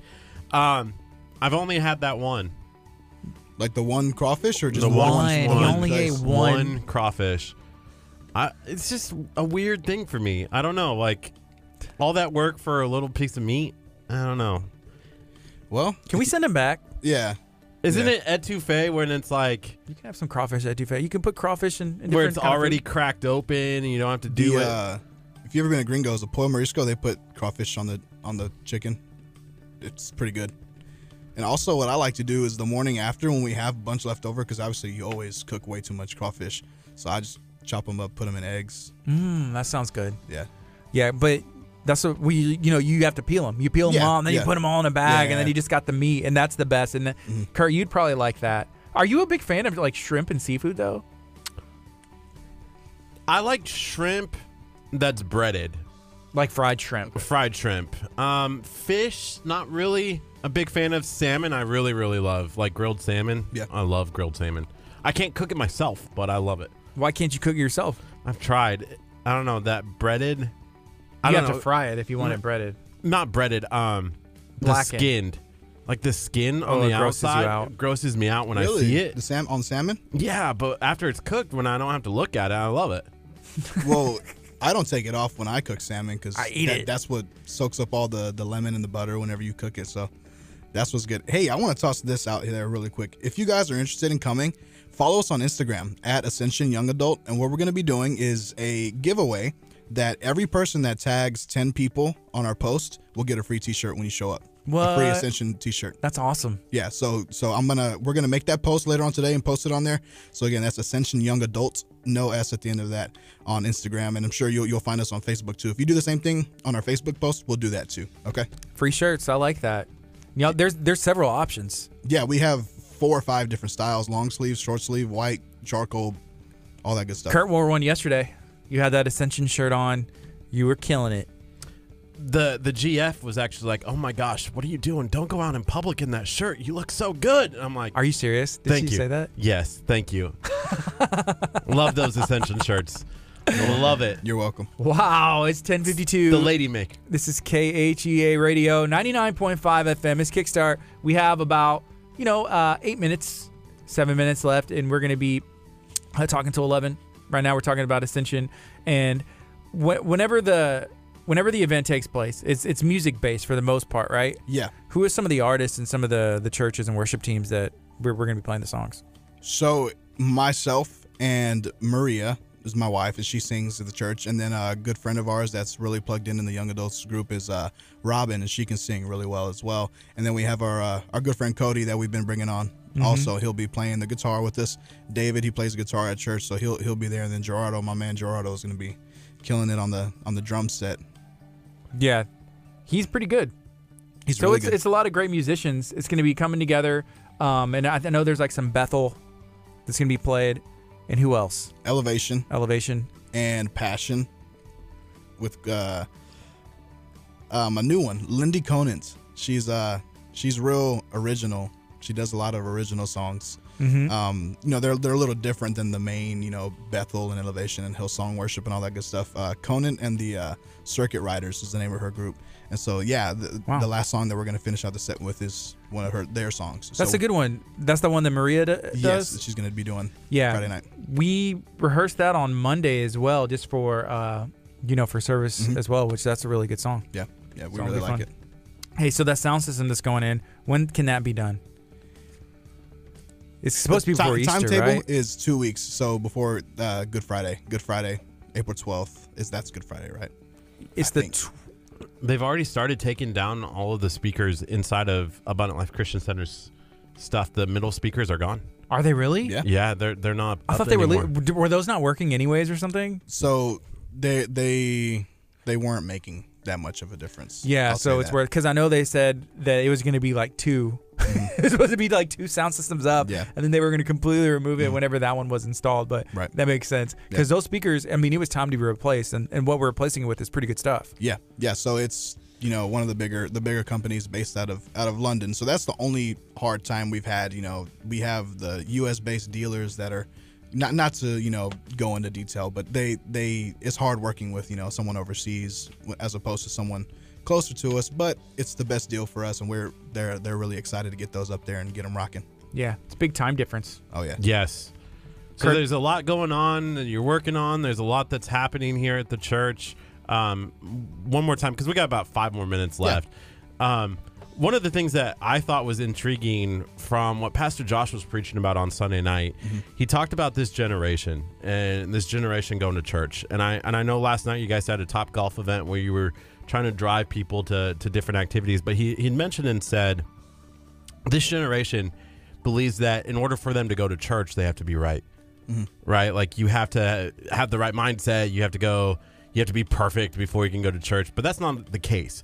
And with Ascension, talk about maybe that goal of reaching out to a generation that may be lost, that is trying to find church in their own way. Well, yeah, when you look at young adults today, our young adults are what is, falls under the umbrella of what are called millennials. And so people use that term a lot. And so what I think is really encouraging for people that are in that age group is that they want to be able to come to a place where they are able to work on themselves, but not be openly criticized for things they might do, although they might be doing something wrong, they feel like if they're constantly being judged, then that church is just like every other church. And so that's what we're really trying to drive home, is that we're a place where young people can show up and have a true, life-changing experience and be able to put their best foot forward as they go on through the week, Yeah, I feel like that's a tough place to be in, because like as a leader, you want to tell someone, hey, there's a better way, and if you keep doing that, it's not going to lead to good things. There's a couple paths, but you still want to show them love, the love of God, the love of Christ, the love of the church, and what we were called to do. But at the same time, be like, hey, I love you. It's, there's a better way. Well, yeah, because that's at the end of the day, millennials, that's all they want. They want to be a part of a group, which that's how most people are, most groups of people. So with that young group of people that really associates with, being in a group, but also having a group of like-minded people. So people that understand them, people that have either already been through what they've gone through or are currently going through it. That 18 to 21 age is probably a pretty, confusing time, not necessarily, just spirituality wise, but you're just trying to, figure stuff out. You're either going to school or you're in trade school, or you're trying to figure out what you want to do in life, and sometimes people put church on the back burner. And so we're trying to, make Ascension a place where, hey, even though I got all this other stuff going on, or I'm starting a family, or I just got married, they're going to want to be here. And, if you have kids, bring your kids, if you're in between the ages of 18 and 35, again, and you want a fun place that's Bible based and God and Spirit filled, you show up to us and we'll take care of you. All right, so that's this Friday. It starts at 7:00. 7 p.m. So get there at 6:30, because I might have all the crawfish done by then, or Gardy might either. I might eat it all. Well, I might. That's going to be this Friday, 7:00 at 601 Delaney Road, right inside Abundant Life Christian Center in the front foyer. So if you go to the front of the building, front doors, you'll be able to see everything that's going on. Thank you so much for joining us today. This is KHEA Radio. We're going to be back tomorrow morning, 8:30, having a good time. Darian, thank you for joining us. For sure, guys. Thank you. Tomorrow morning, we're actually going to be live on location at the Doyle Event Center in Texas City. They're doing a service event, a service day, and we're going to be talking to all the high school kids as they learn about working for nonprofits, and we can't wait to be on location, so make sure that you tune in for that. It's KHEA Radio, 99.5 FM. Be blessed. All right, Facebook. Bye, Have guys. a great day. Bye. Adios.